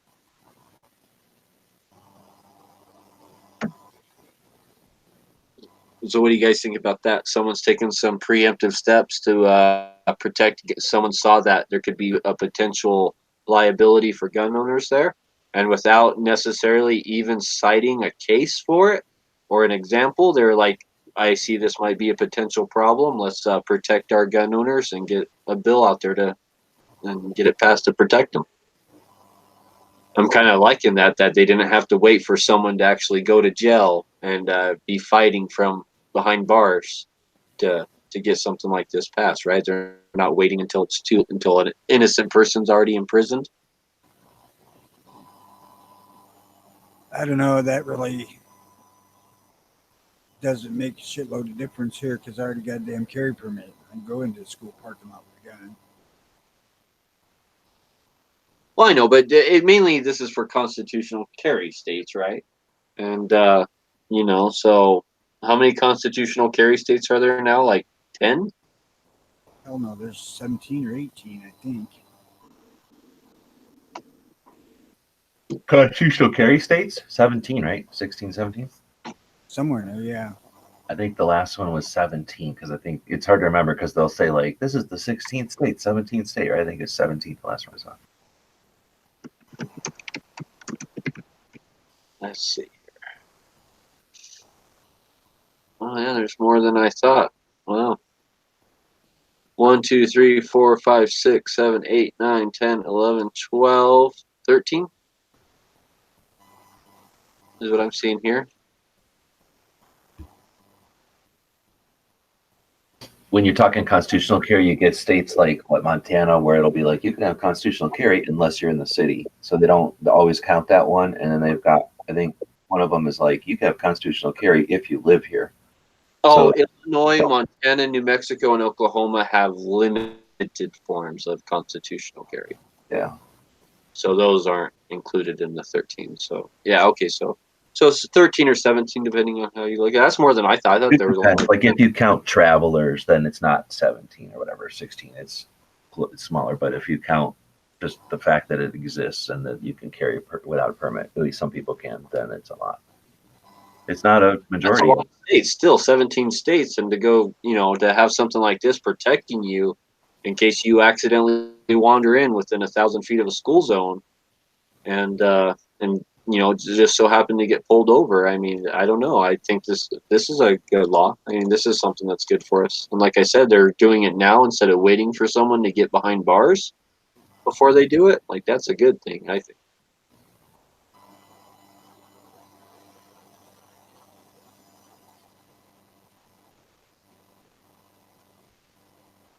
I wish they would just take on the whole it's unconstitutional to make you pay for a right bit. Which they are here, sort of. That is the premises of the suit against the void system here. They should just make a law that says if you have constitutional carry, but you still want a license to carry, just take a piece of paper and write, I have a license to carry on there. And then it's his license to carry in other states. Like you do with the media pass, right? Like your media. Wait a minute. That license already exists. It's called the Second Amendment of the United States. Unfortunately, lots of America don't recognize that particular license. Well, fortunately for us on this panel, we all do. Not that we matter in the long run, long scheme of things here.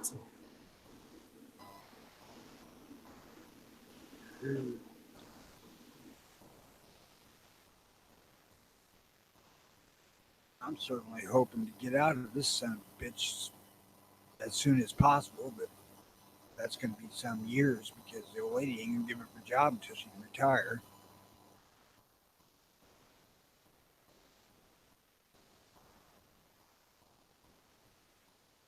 Early retirement is a great thing, by the way. It looks like the FBI is going to be opening up a new firearms forensic division that's dedicated to just 3D printed guns. That's awesome news. So good luck with that.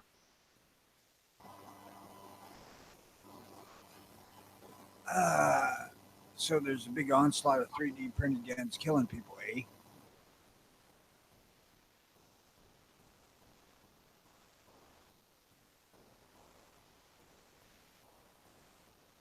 I mean, aside from the killings from idiots trying to make their Liberator 9mm. So a Miami police officer was shopping in Publix, and I'm taking that's a grocery store since it says food and pharmacy on it. We don't have any of those here.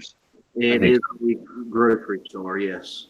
So a Miami police officer accidentally shoots a shopper at the Publix grocery store. And he just so happens to also be a firearms instructor. Yesterday, a woman was standing in the checkout line at the West Kendall Publix when a man near her reached into his pocket, causing his gun to go off. Officials said the woman who was grazed by the bullet would be fine after being treated for minor injuries. It turns out, though, the accidental shooter is a Miami police officer, and he isn't just any cop. A department spokeswoman confirmed to New Times this afternoon that the officer, Mario Gonzalez, a police firearms instructor. So let's see here. The bullet was fired into the floor, ricocheted off the ground, and hit the innocent woman who has not been yet identified. So accidental discharge. No, negligent discharge. Negligent discharge, and see, I think negligent discharge is an anti-gun term, and that was started by anti-gunners.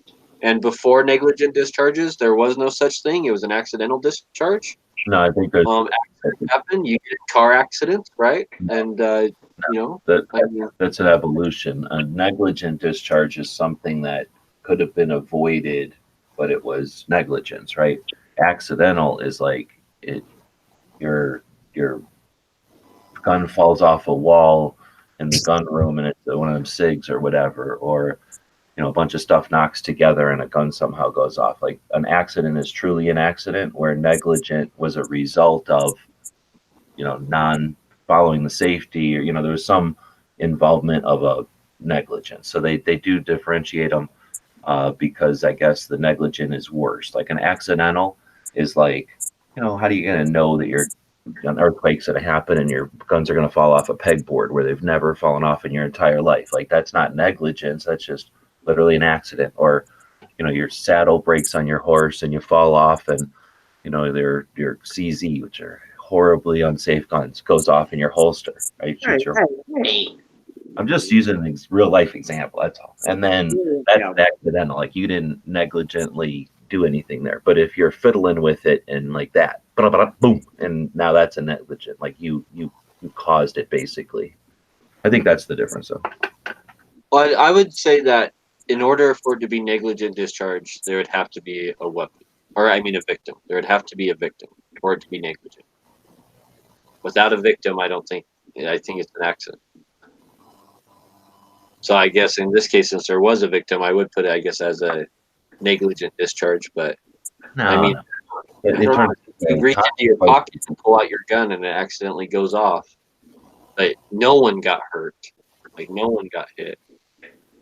Would it be okay? So here's the thing: if you go in there like a spaz and you just grab your gun and yank it out of there and it goes off, that's not an accident. That's negligence. Like you're an idiot, right? If you pull your gun out using all known things, it's in a holster with a shroud, it's got a shroud over the hammer, and some spring breaks in your gun and it goes off, like where it's never gone off, and in a situation where the hammer's down and there's an empty chamber and it's unloaded and it, it's in a holster, but somehow it went off. Like that's an accident. But negligence is like you do something to cause it.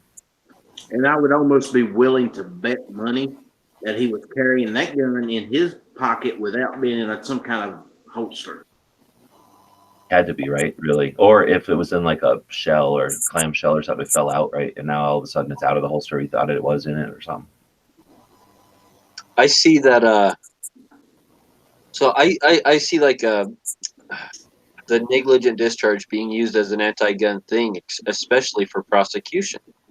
I mean, there's accidents do happen, and even if you might have done something better, I think things can still be an accident if there wasn't a victim. If you didn't hurt somebody, I mean, like I can drive down the road and and my attention can stray. Like I might not have to look at my phone or something, right? But I mean, accidents happen, and nowadays it's everything's negligent and you discharged a firearm within city's limits. That's a negligent discharge. You're getting a fine. You're getting charged. You're getting your gun rights stripped away. And even if it was a true accidental discharge, people they're starting to say no, it's a negligent discharge. Oh, your gun dropped on the ground and it went off, a negligent discharge. And they're using that as like anti-gun terminology and an anti-gun like philosophy and a scare tactic. That's what I see. I really do. I see that whole negligent discharge thing being used in like ways it shouldn't be being used. I think accidents That's do. on you though, dude. Like, I mean, it's a legitimate thing. I mean, there's a definition of them, and I mean, I'm summarizing more than one like presentation of the difference between the two that I've heard before. So you're not wrong. I mean, they may be deciding to use that in a way, against us, the jargon or whatever, but the phrases are there. I mean, that Well, didn't we have like accidental discharge and unintentional discharge and come on, dude. People used to call bullets, and now they call them cartridges and cases and projectiles because we have evolved our conversation from like, clips and bullets all the damn time. Like, yes, I agree. We all used to call them accidental discharges, but the last time I called something an accidental discharge when it was somebody fiddling around, it, was before I went to any of, not just, I don't want to say training because people hate the word training for some reason, but when I started going to doing cover and gun stuff, I went to CCW classes monthly. So, at that point, like I no longer can say clip accidentally. Like it just, I know the words now, so I don't accidentally say wrong words, right? I'm not a kid. So that's one of those things. Like I just think it's been added to our vocabulary, just like charging handle. Back in the day, people didn't know what that meant. I mean, people still haven't called it a receiver extension. People still call it stupid ass buffer tube. That's the same as going around calling it a clip, right? If you really care about the AR-15, but we haven't evolved to where people start calling it a receiver extension yet. or maybe we never will. I'm just saying, I think that's you though. I think you might be seeing it more, or maybe they are using it more. But I think the words have been there, and it's interesting what you're saying about the uh, consequence of the action or the accident or whatever how we're calling it. But I've never heard it actually defined by the result. Because if it hits a wall, it's always going to be like accident negligence. If it hits a person, it's going to be murder or harmful, whatever. Let's see if this is important.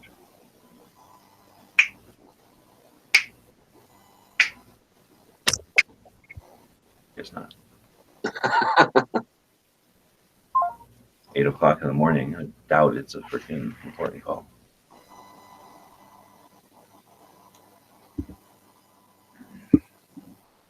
I think that one of the ways we combat that is it's hard work and it's effort, and it's what you're doing right now, dude. It is having conversations in the new mediums that we have available to us so that there's options.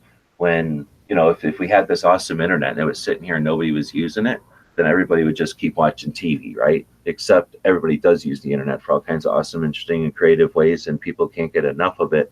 People that are jumping on board or people that have been here for a while, that are at all inquisitive, they're finding new, interesting things to do with the internet, right? And as people are discovering and climbing around, other people are building new things. So there's always stuff to discover out here, and that's our advantage. And the what you're talking about, the use and the abuse of our language and the repetition of message or whatever to get to change perception and to fuck with us, all that stuff was efficiently done through the few distribution channels of content when it was magazines, newspapers, television, movies, radio, all of that. Like 12 people owned literally everything, something like that, right? Like we're moving far from that. So I think the way you battle all the things that we've been chatting about this morning is by offering content that offers legit data, real info. And it doesn't have to appeal to everybody. And there's no fucking single YouTube video that's going to cause a bunch of people in fucking Benghazi to riot, right? There's no YouTube video that's going to change fucking Hillary Clinton's mind. But a shit ton of YouTube videos by like you guys and Travis and fucking Pancakes, even his weird perspective on things, or Frankie or Angelina or fucking Tony Simon, or just picking fucking people from around the fucking country, like all those different flavors add together. And we all chat once in a while to make sure that we're fucking all focused on what the hell is going on, or if there's some important thing. And then what you get is people out there that get past like having to sit down and have 3 options of what to watch, and they no longer look for programming. Instead, they look for the real deal. And when there's people out there offering, nuanced, interesting, entertaining perspectives on the real deal out there, politicians and all those fuckers lose all their power. And we start having politicians that jump into office on a particular issue and then they leave. And that's going to change government, and it's going to change power structures. And I think there's all kinds of potential. So I think the way you battle what you're frustrated about here is by just putting valid knowledge out there.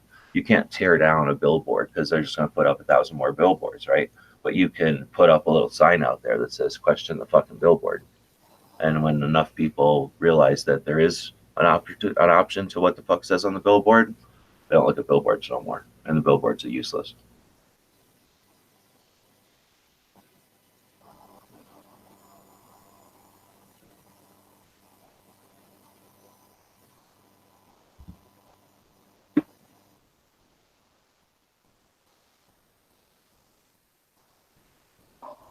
Dead air. You can love it.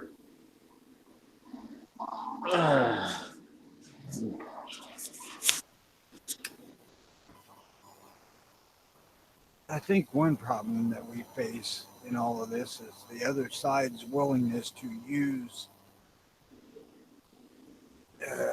incorrect or inaccurate information, terminology, any goddamn thing they can to get what they want.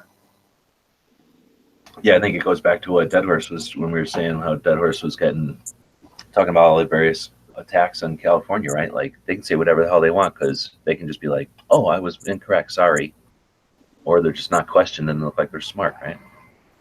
Well, the thing about it is people don't do their own research. people hear a politician say something and it's gospel.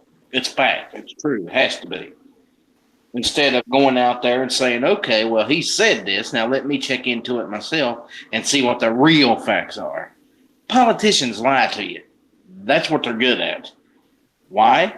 Because they want your vote. Well, and the other half of why is because people let them. So again, the real solution to everything is empowering everybody to question and be skeptical, right? And then have options for research. We got all that potential. No, the thing about it is the minute you start putting your complete trust in any politician, you're giving them exactly what they want. And you can't do that. You have to question them. You have to be like, well, you said this. Show me the proof. Show me the numbers. Never mind. I'm going to show you the numbers and show you where you're wrong. It's like you were talking earlier, suicide statistics, or murder statistics. Why are we putting suicides with murder statistics? Because it makes that number grow. Once you start dissecting Make it, that number jump, 125% larger. yeah, exactly. And once you start dissecting that and says, wait a minute, these killings was by police officers defending their lives. These were suicides. This group here was women that were battered and beat by their husbands, boyfriends, whatever, and defended themselves. This group over here is gangland killings. Let's separate those numbers and then talk statistics. And let's clarify a point here. If you're a battered woman, girlfriend, wife, and you wait till son of a bitch goes to sleep before you cut off his junk, you're still defending yourself. Listen to him all silent. I don't have a problem with it personally, Tony. I mean, at that point, I see you taking the advantage when you can get the advantage. Absolutely. You don't take a small band of fighters against the greatest army on the planet and expect to win straight out. You chip away at them here and there. Kind of what we did with our revolution, buddy. Exactly. You don't fight the battles they want you to fight. You fight the battles that you can win. And if he's asleep and he's been beating you for 6 months or a year or weeks, that's your time to strike. Not that I advocate violence in any way. Yeah, exactly. So is whacking his junk off with a really good sharp knife violent?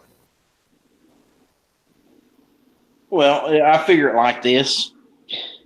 If he was a man beating on a woman, then he was never a man to begin with. So cutting what junk he has off really didn't affect him any.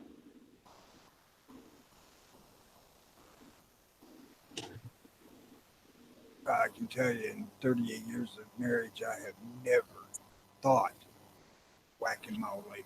Not once.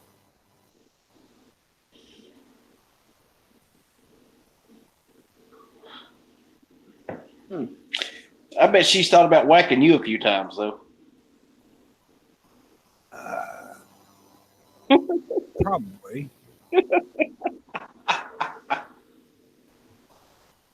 I'm trying to think if she has. I think she has hit me once, but it wasn't in the vein of domestic violence. It was just action. Who's got the fucking boat horn? Oh, that was my phone. It's on vibrate. I'm being passed by a tugboat. Hold on.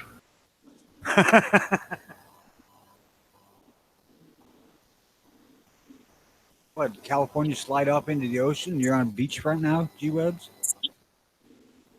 That'd be pretty nice. I went over to Malibu last week. well, I went to California, so I hung out on Malibu. It's neat hanging out on the fucking beach. I like visiting it. I don't think I'd want to live there, but I like visiting. There ain't no damn doubt that California is a beautiful place.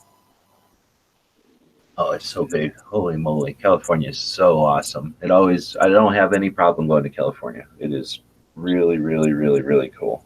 Even just every part of it, the nature part, and then it's just so interesting going to the big giant cities and stuff. Well, LA, and driving all around how big that place is. It's fascinating. Again, never want to live there. It's interesting. Right. I live in the natural part of it, never in LA. I don't know how people do that.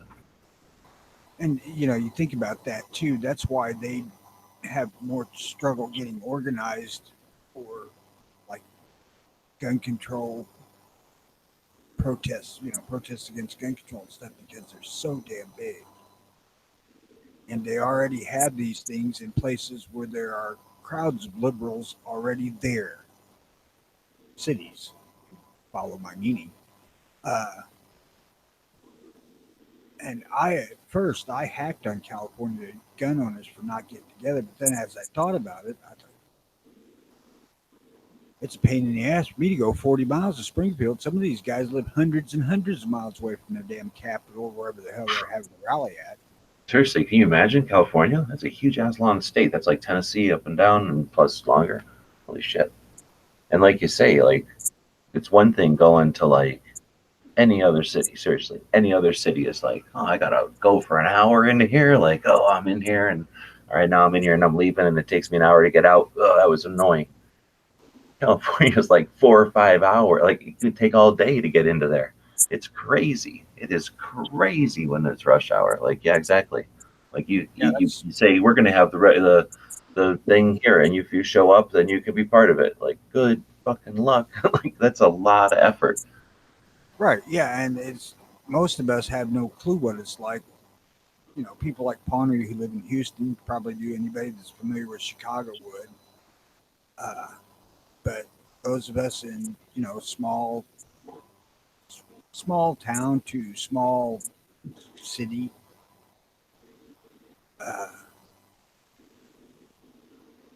don't realize the clusterfuck that all is. The worst of that shit I ever seen was Atlanta, Georgia on a Sunday after a Braves game. Oh yes, I can tell you that's a Oh, I bitch. can't even imagine. I've never experienced like a sports thing, but I bet you that just kills it. You should have been in Atlanta during the Olympics. That was a pain in the rear. It was like 4.5 hours getting through Atlanta that day. And I swear to God, I'd never go back. That's why I haven't. I'll drive down to freaking Dude, that's crazy because I've been there, and Atlanta's really not that big compared to like 4 hours. Yeah, that would be basically a parking lot, right? That's what it was. Parking lot with your car running, and every once in a while you have to let off the brake. My one leg is so tired. Yeah, I'm driving out there still like half a week later from just braking in fucking a little bit of traffic I was in. And it was July, and my kids were in back of a truck with aluminum topper shell on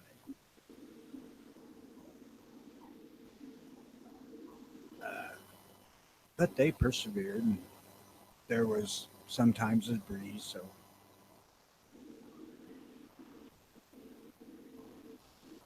You should have done like what's his face, just stuck him up on the roof in the car carrier or on the luggage carrier.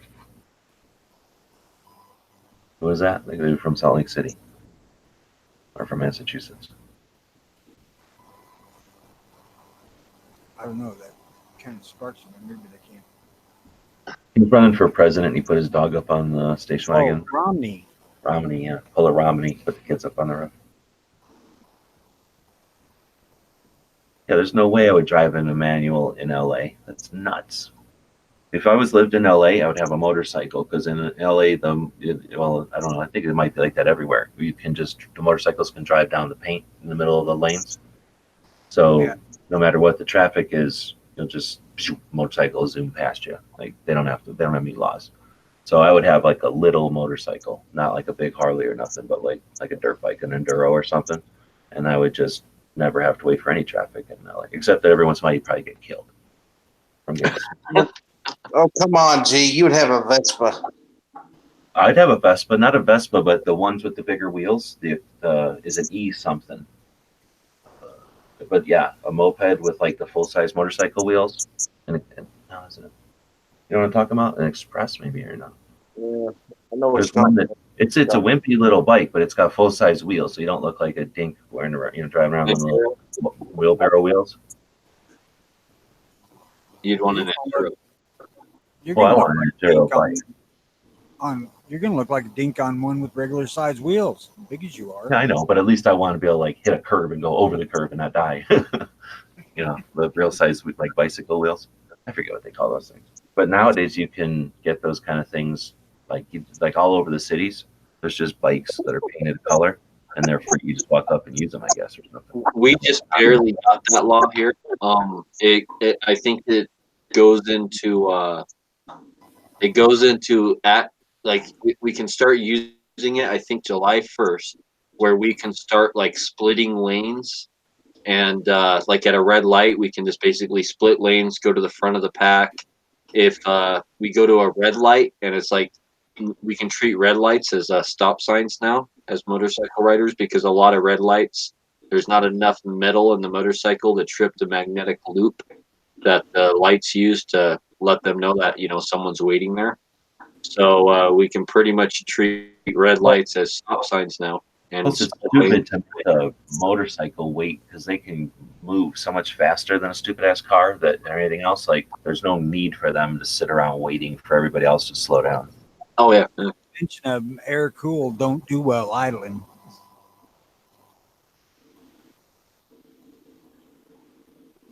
See, motorcycle laws, you think it'd be fine because you could just tell all the people that hate motorcycles, like, any laws you pass get us off the road faster. Like, any laws that we want to pass will just make it so that we interact less.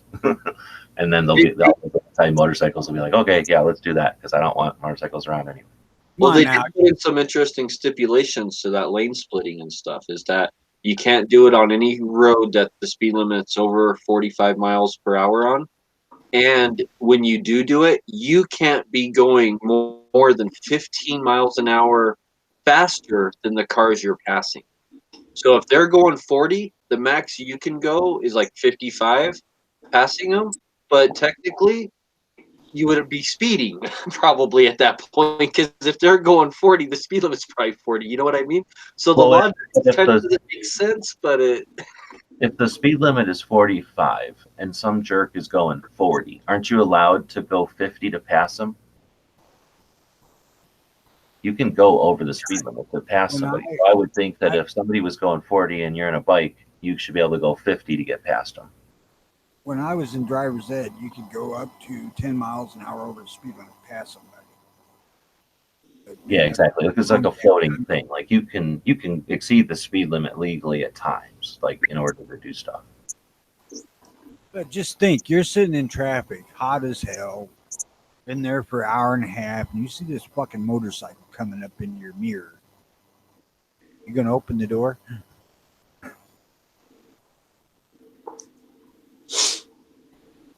No, but I'll bet you people do stupid shit like put their hands out or throw coffee at them and shit just because they're jerks. But that's where if somebody does that, they'll wheelie, go up over like their, from their trunk over their window, their back window up over the top and their windshield, and then down the hood. You do one of them maneuvers over their car. No, I don't know if you guys ever watched the motorcycle like riding vlogs on YouTube.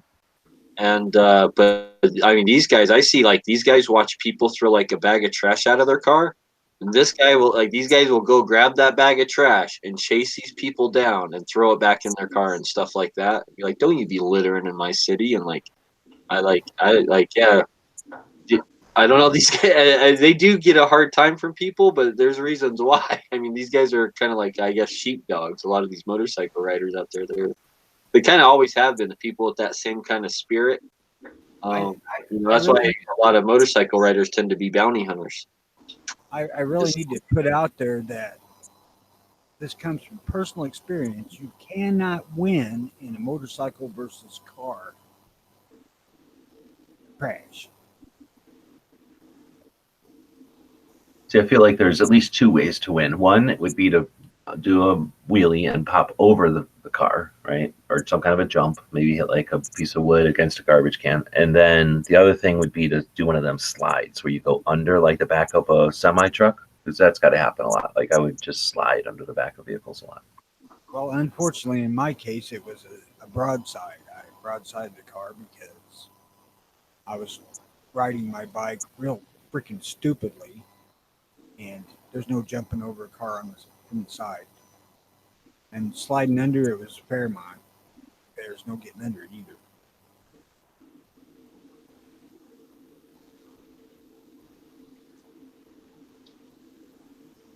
So I ended up buying the guy a new driver's side rear.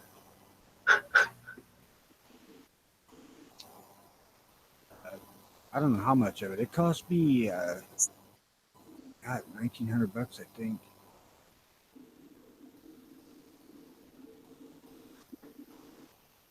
And it hurt. As an afterthought, he says it hurt. Honestly, when it happened, for the first probably 10 minutes or so, I don't remember. I remember seeing the car, but I don't remember hitting it. And I don't remember anything after hitting it until I got in the cop car signing tickets. So I do have another piece of somewhat pro-gun related news for my state of Utah. Speaking of that motorcycle law that goes into effect on July 1st, another law I think goes into effect on July 1st, and that's in addition to our stand your ground laws here in Utah. So even though we had a stand your ground law here, and there was no duty to retreat, prosecutors and stuff and judges could still take into account oh, maybe you should have retreated, or you had the ability or option to, you just could have left, whatever. But a measure passed on the stand your ground law that the failure to retreat will not be relevant in any way in determining if an individual acted rationally. So there was no that's not going to be considered at all. So that basically they're not even going to be able to allow to, from my understanding, a prosecutor won't even be able to allow to say, well, how come you just didn't drive off? That'll be one of those, objection, Your Honor, things. Considering the political climate of this state for the past 25 years or so, it's astounding we got the concealed carry we got. I mean, we have basically castle, do not have a duty to retreat. Our castle is wherever we happen to be. And I don't know exactly the details that the court said that Illinois had to enact into law, or they were going to be court mandated concealed constitutional carry. But we got surprisingly good concealed carry law as far as them making us get a permit to carry a gun goes.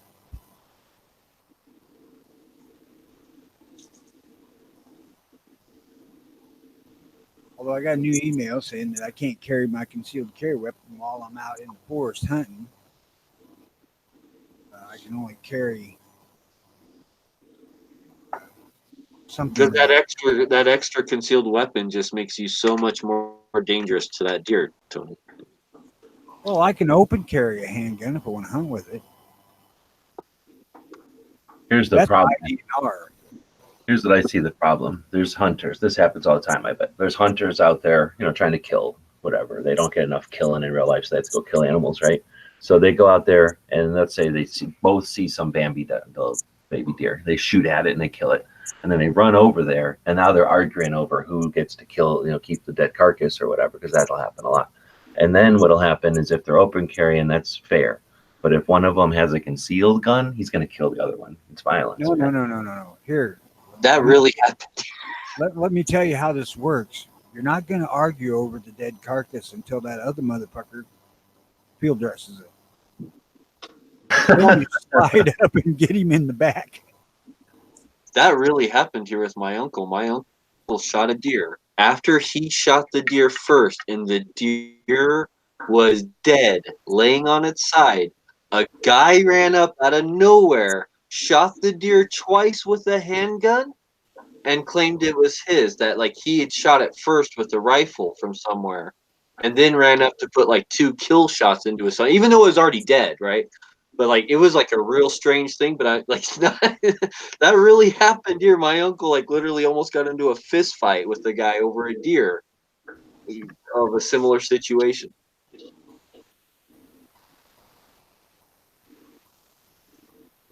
Oh, I was somewhere, and I can't remember which section of the forest I'm in, and it really doesn't matter.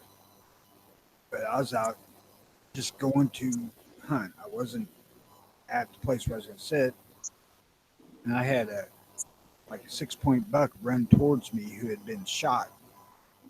And it looked like twice, but I can't say for sure because it's pretty quick. And I'm standing there thinking, do I put this animal out of its misery or what? Because I'm squirrel hunting, I'm not deer hunting. And by the time that thought ran through my head, the thing disappeared into deep brush. But I can see how that shit can happen. We've had that happen here before, and what I've been told is that if I've been told, and you know, everyone's going to have to talk to their own people and figure out their own situation. But what I've personally been told is that if I came across something like that again and I put down the deer, as long as I called them and said, hey, this is what happened, and I called DNR, and they came and showed up, like nothing, they wouldn't be worried about me. Like they're, you know, I'm okay. I did a service for the, you know, wildlife in the community, and, you know, ease suffering, and, you know, but technically the way the law is written is I think we're supposed to like contact them first and then get permission. But by then, like you said, Tony, I mean, it only takes a couple seconds and the thing can be gone. So, you know, we've been told that it's better to kind of be safe than sorry, and you'd rather ease the suffering. So we see a lot of animals here that'll have arrows sticking out of them and stuff like that from bad hunters. And we've been told just put them down and then make the call. Yeah, we are not supposed to do that shit. Even if you hit one with a car and it's laying mangled on the road and it's gasping for breath, you can't put it out of its misery legally. And that's where I tell people I'm most likely to ever use my firearm. Yeah, that's weird. I can't imagine anybody would really. I mean, unless you were negligent again, like unless you were being crazy. Like I can't imagine anybody would actually persecute you for just putting something out of its misery in a, you know, good way. But No. You want to hear my deer story? Yeah. So this is the United States, and then down here is Arizona, where I live, right? Tucson, way down at the bottom of Arizona. And then if you go from Tucson down to Nogales, right, international border with Mexico, you go a little bit north, and there's this road called Arivaca. Let me think. Okay, so Arivaca Road, right? This is a pretty cool little spot. There's this little lake over here where we can bass fish and stuff. So we're down here in this Buenos Aires National Wildlife Refuge. I'm flipping it to satellite view. So this is where we are, southern Arizona, and we're off of this, I think they call it Sassabee Road. Yeah, Sassabee Road. And it's neat over here. Now, this is a stretch of road. I'm going back to the map. This is a stretch of road where whenever we go down here, like you cannot go to Arivaca without talking to Border Patrol. You're just too close to Mexico. So anywhere you go on this road, you're going to talk to the Border Patrol. And more than once, I've been driving down here, like if we're going hunting or fishing or something down here, we're down here in the wee hours. More than once, driving down this road, a van in front of us will stop side of the road. 1 billion people will rush into it, and it'll keep going before you can fucking blink, like a crazy Chinese fire drill or something at a stoplight. It's crazy, and I've seen that more than once.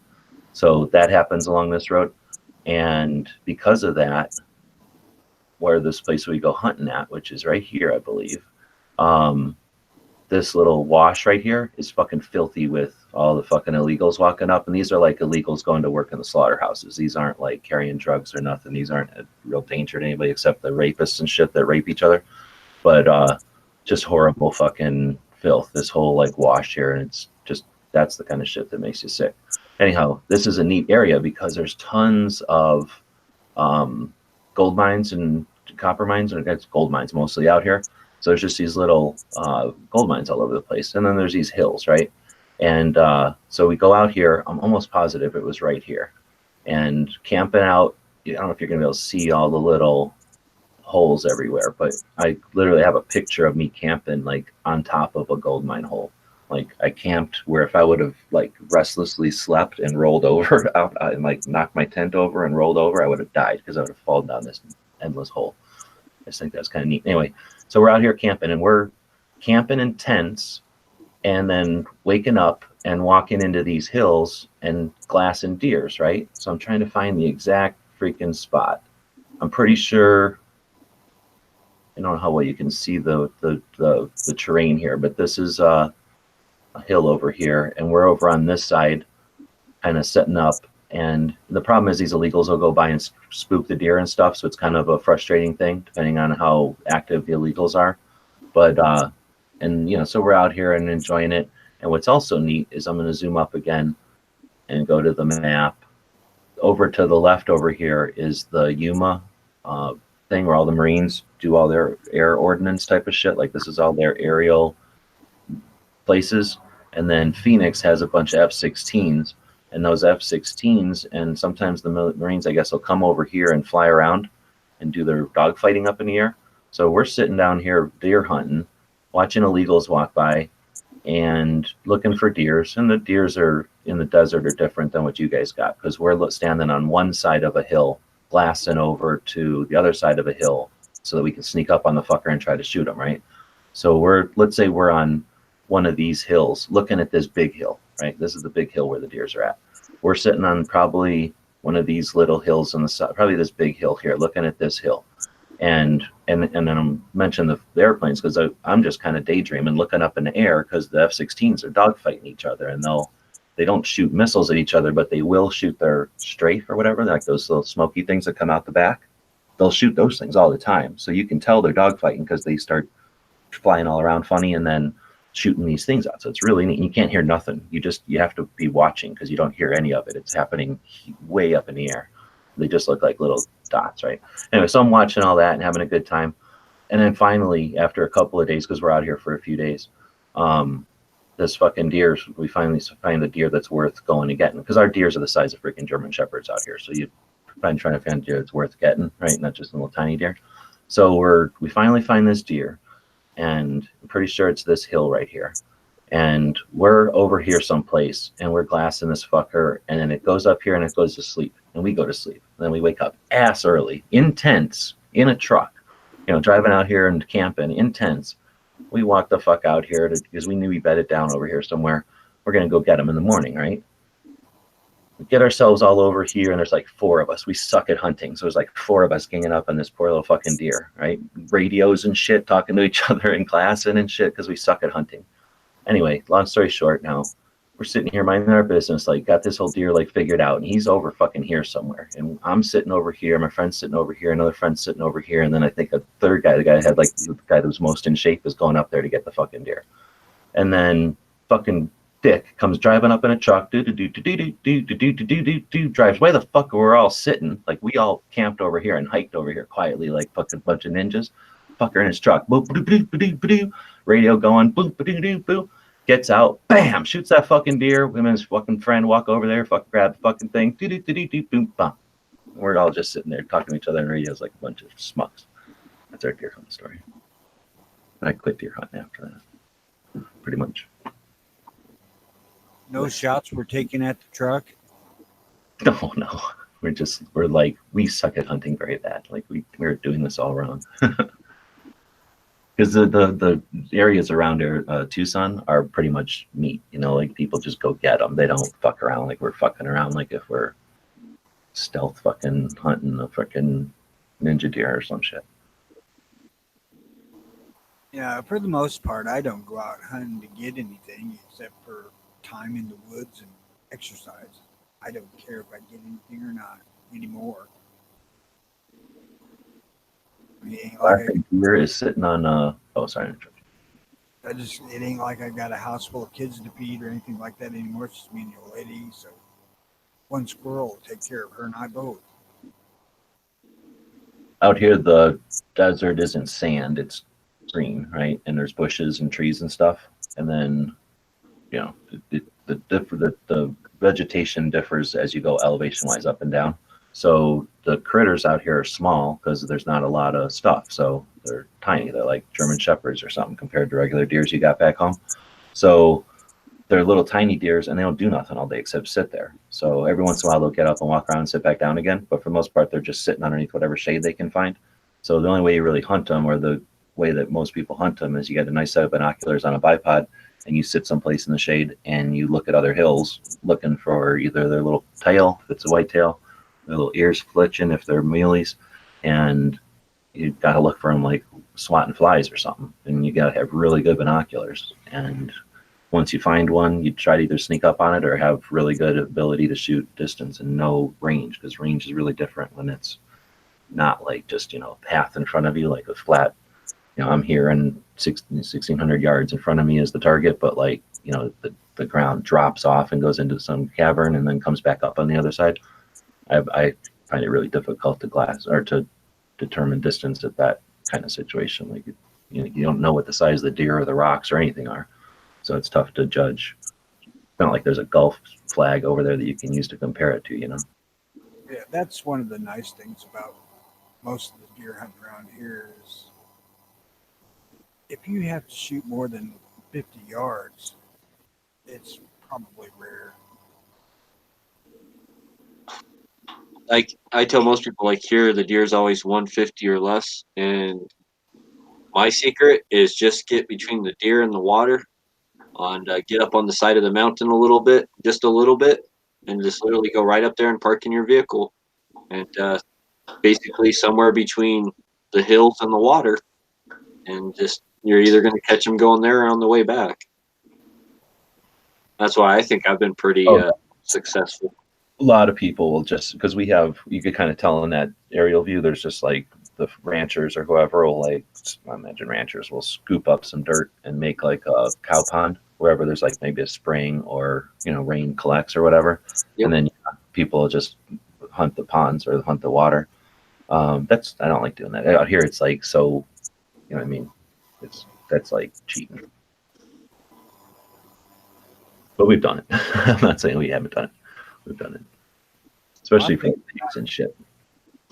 They at the forest where I hunt, they dug in a pond, but because it's all sand ground, it won't hold no damn water. But it does stay kind of damp in the bottom most of the time, damp enough for pussy willows and cattails and shit to grow. And I'm thinking I'm going to go there this year because the ranger told me I could. Nobody hunts there because they think it's too close to the ranger station. Well, folks, I'm going to jump out of here. Dead Horse, I appreciate the link, brother. Yes, sir. We hope to see you Monday night, and if not, maybe you'll hit someone up, have Sean host it or something or whatever. Yeah, I will do something eventually. I'm not making any promises. All right. Anyway, I'm out of here. Tony, nice talking to you. G-Webs, nice talking to you too, buddy. It's been a while. Take care, Ellis. Yeah. Hey, give yourself a shout out before you take off. Yeah, the Outlaw Hatfield. Don't expect anything new in the near future. I'm working on things. Once I get the internet back up and locate myself another computer, we will be resuming our shows as per normal. Until He's that, got him a woman. He ain't got no money. Well, now's the time to catch up on Outlaw's old stuff that you might have missed. yeah, some of that stuff's pretty good. And if anybody that's you really definitely had some very good interviews, so I've really enjoyed your one-on-one interviews. well, one of my favorites was with G-Webs. So, and eventually I'll have to do another one with G. Because that was a good interview. Thanks, guys. Take care. All right, take care, buddy.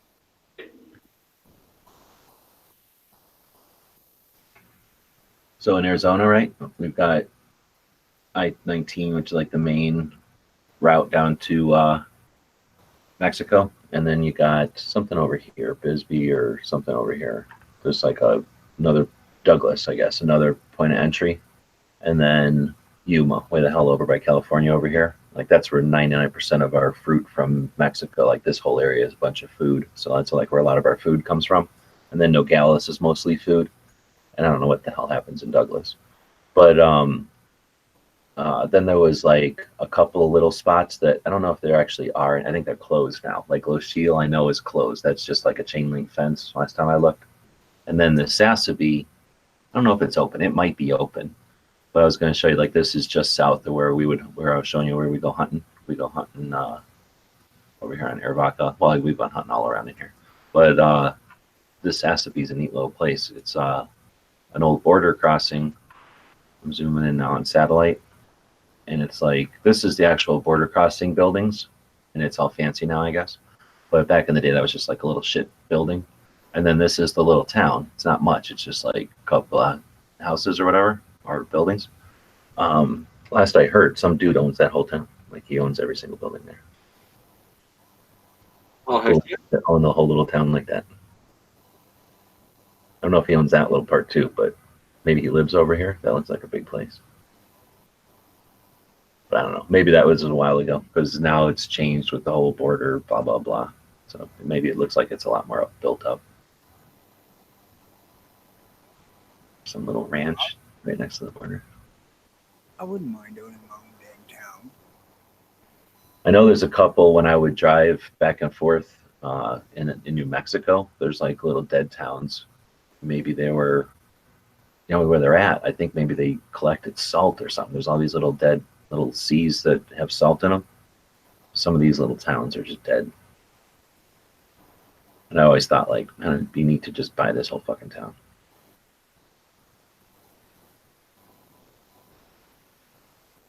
That's where all the Indians got their salt back in the old days.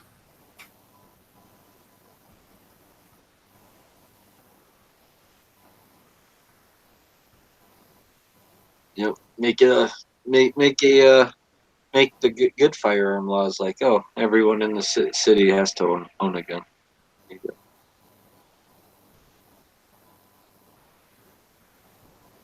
What kind of firearms laws would you enact if you owned your own little city like that? If you owned your own little town and you could make your own city or town ordinances? No 9mm because I want it to be a decent town. I don't want it to be law-abiding. I want it to be law-abiding and morally focused. So there's a town here in Utah called Virgin, Utah, where it's to live there you have to own a gun. It's a law that they passed, like and it's not some old law. They only passed that like 15 years ago or something. But I know that there's a couple towns or cities in Georgia that have that. I think there's a couple more in other states, but there are some like cities or towns that have a law. It's like, oh, in order to live here, you have to own a gun or even carry a gun. Would you guys have any like really proactive gun laws like that? No, because I think it's bad for government to force anything, but make it where if you own 25 guns or more, you don't have to pay taxes or something like that. Oh, brilliant. Or if you carried a gun every day, you got a tax break or something like that. Exactly. Like no sales tax if you're carrying, because you're helping society. You don't need to pay for nothing. You're already helping. That's a brilliant idea. Mine would be do whatever you want as far as firearms go, short of No concealed carry permits, right? And no. shit. No. Yep. No. Now I know. Much like the marijuana things in Colorado and California and other states, some states have legalized suppressors and possibly, I think, even a machine gun in one state, but they're still federally illegal, right? Like, so would you guys try and challenge the government authority in your town and be like, my city's an NFA sanctuary city? As I mean, far that as, would be an obligation if you had a place, right? as Yeah, far as that's Kansas and Missouri both have done that. I don't remember for sure Montana. how far Kansas went with it, but Missouri's like, no, Kansas went with it because there's a guy currently, I Yeah, think exactly. he's in jail on bond, but there's currently a legal battle being fought. And that's actually it's going after the NRA's jugular. Like that's a decent. I mean, it sucks that it has to always be a consequence of a legal thing, but that's from what I've heard, that has potential to have some legs against NFA. Oh yeah, That's the one definitely. we're thinking of, right? The vet who built us something Kansas legal, and then he posted on Facebook or whatever, and the ATF went after him. Yep, raided him, arrested him, and for having a silencer, even though it's legal in the state, because they decriminalized him or something. And then I think Texas, Montana, and Kansas were the three states that had suppressors, and then I think Montana had full auto machine guns as long as the machine gun was made in Montana and it stays in Montana. Yeah, but that was challenged years later, so it happened, but it was a blip. It's not an existing. Oh, thing. okay. But So I think it would because be it's still a win. It's still if it happened, and the time that whatever Montana's existed with that is precedent that there's no imminent danger just because that set of circumstances exists. Like people were able to build a machine gun, yet no one did, and no one caused any problems.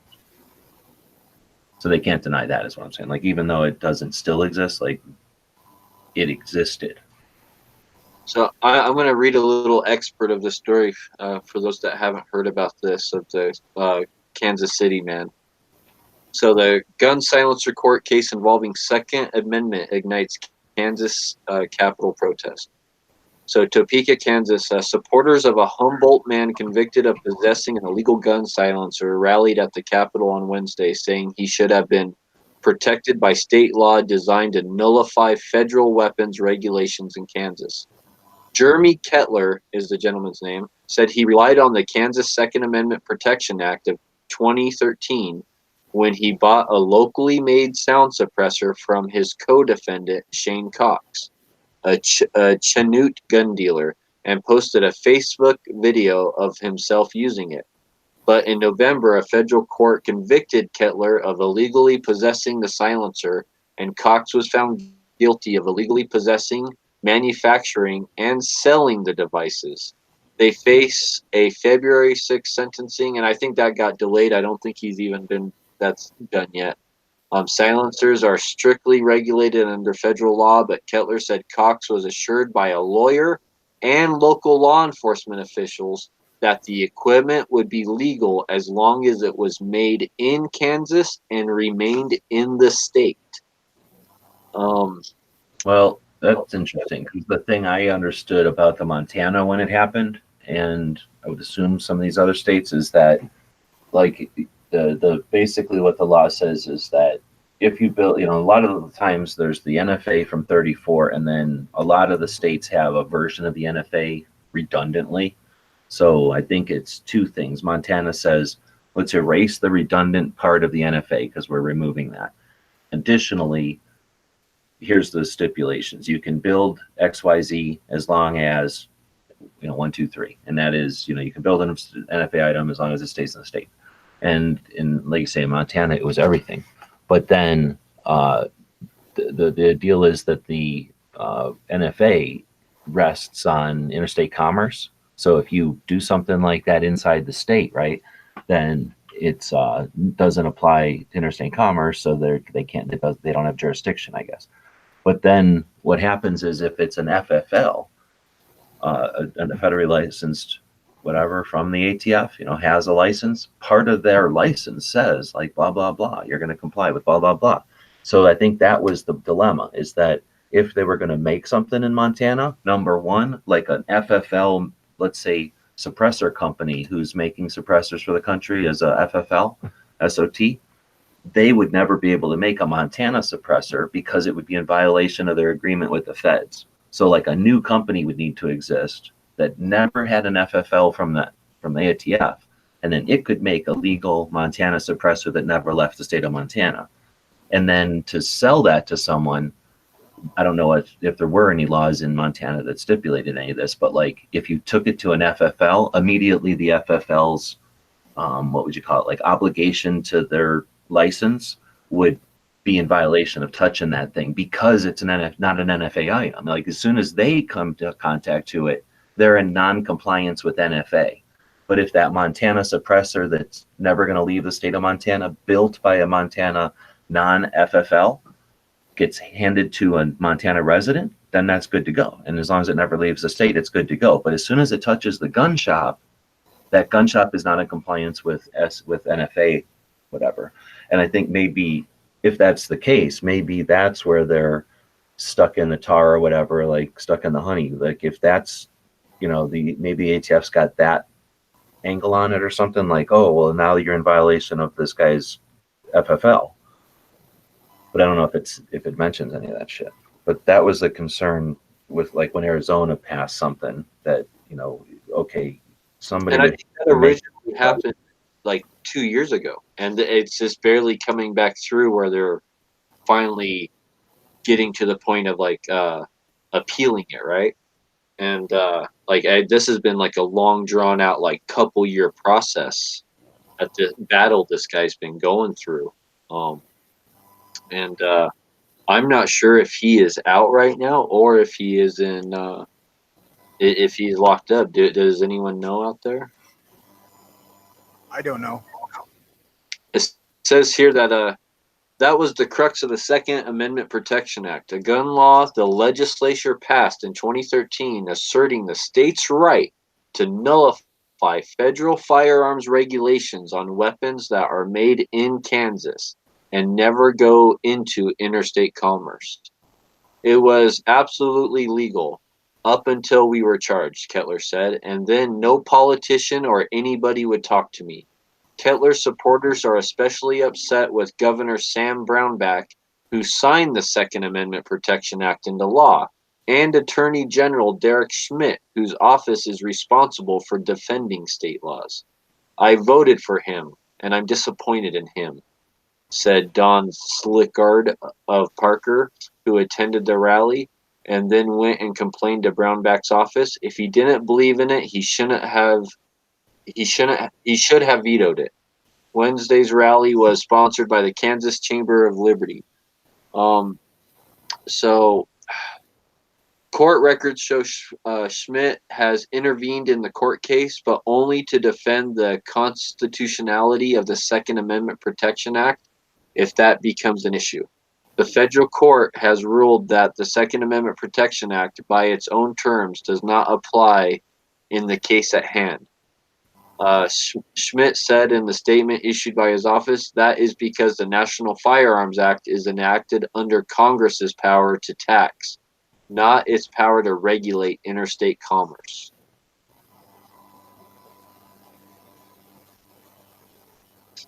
So that's the legal jargon of it, I guess, if that makes sense. I'll read that one more time. The federal court has ruled that the Second Amendment Protection Act of Kansas, by its own terms, does not apply in the case at hand. Schmidt said in a statement issued by his office, that is because the National Firearms Act is enacted under Congress's power to tax, not its power to regulate interstate commerce. So is this like an Al Capone thing? Like, oh, it's a tax thing. Like we didn't get. Well, when did the whole like thing about interstate commerce become like a whatever, like a thing that the government uses to fuck with us? Prohibition, right? I think it was way later. I think it was around the 68 thing. Interstate Commerce Act of 1887 is an act of United States federal law that was designed to regulate railroad industry, particularly its monopolistic practices. So it's possible that since it has that name, maybe it came from the railroads in 1887, and then at some point it was started to be used for regulation of all kinds of shit, right? Maybe I should look at Wikipedia, and then that'll probably give us more of a overall summary, right? Early 20th century Motor Carrier Act of 1935, later amendments, deregulation. It also required blah, blah, blah with the passage of the act, background. Maybe this is just a railroad one, actually. This is something else, I think. This is literally, this one seems like it's just about railroads. I really thought it was much later than that. Yeah, I thought it was like the 50s or something, right? Maybe the 40s or 50s or some shit.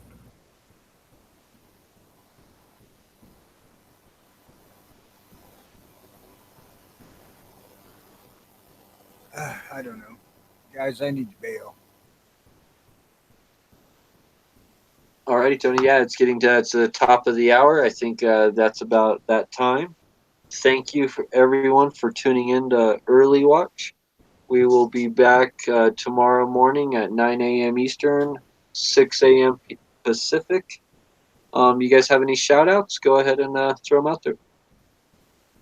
Just check out Knives Lobby, which is currently going. And I believe Rick's Life as I See It's tonight at, I don't know when. Wednesday, it is. If you go to gunchannels.com, it'll be listed right on the top of the page when you log in. So, and good day, everybody.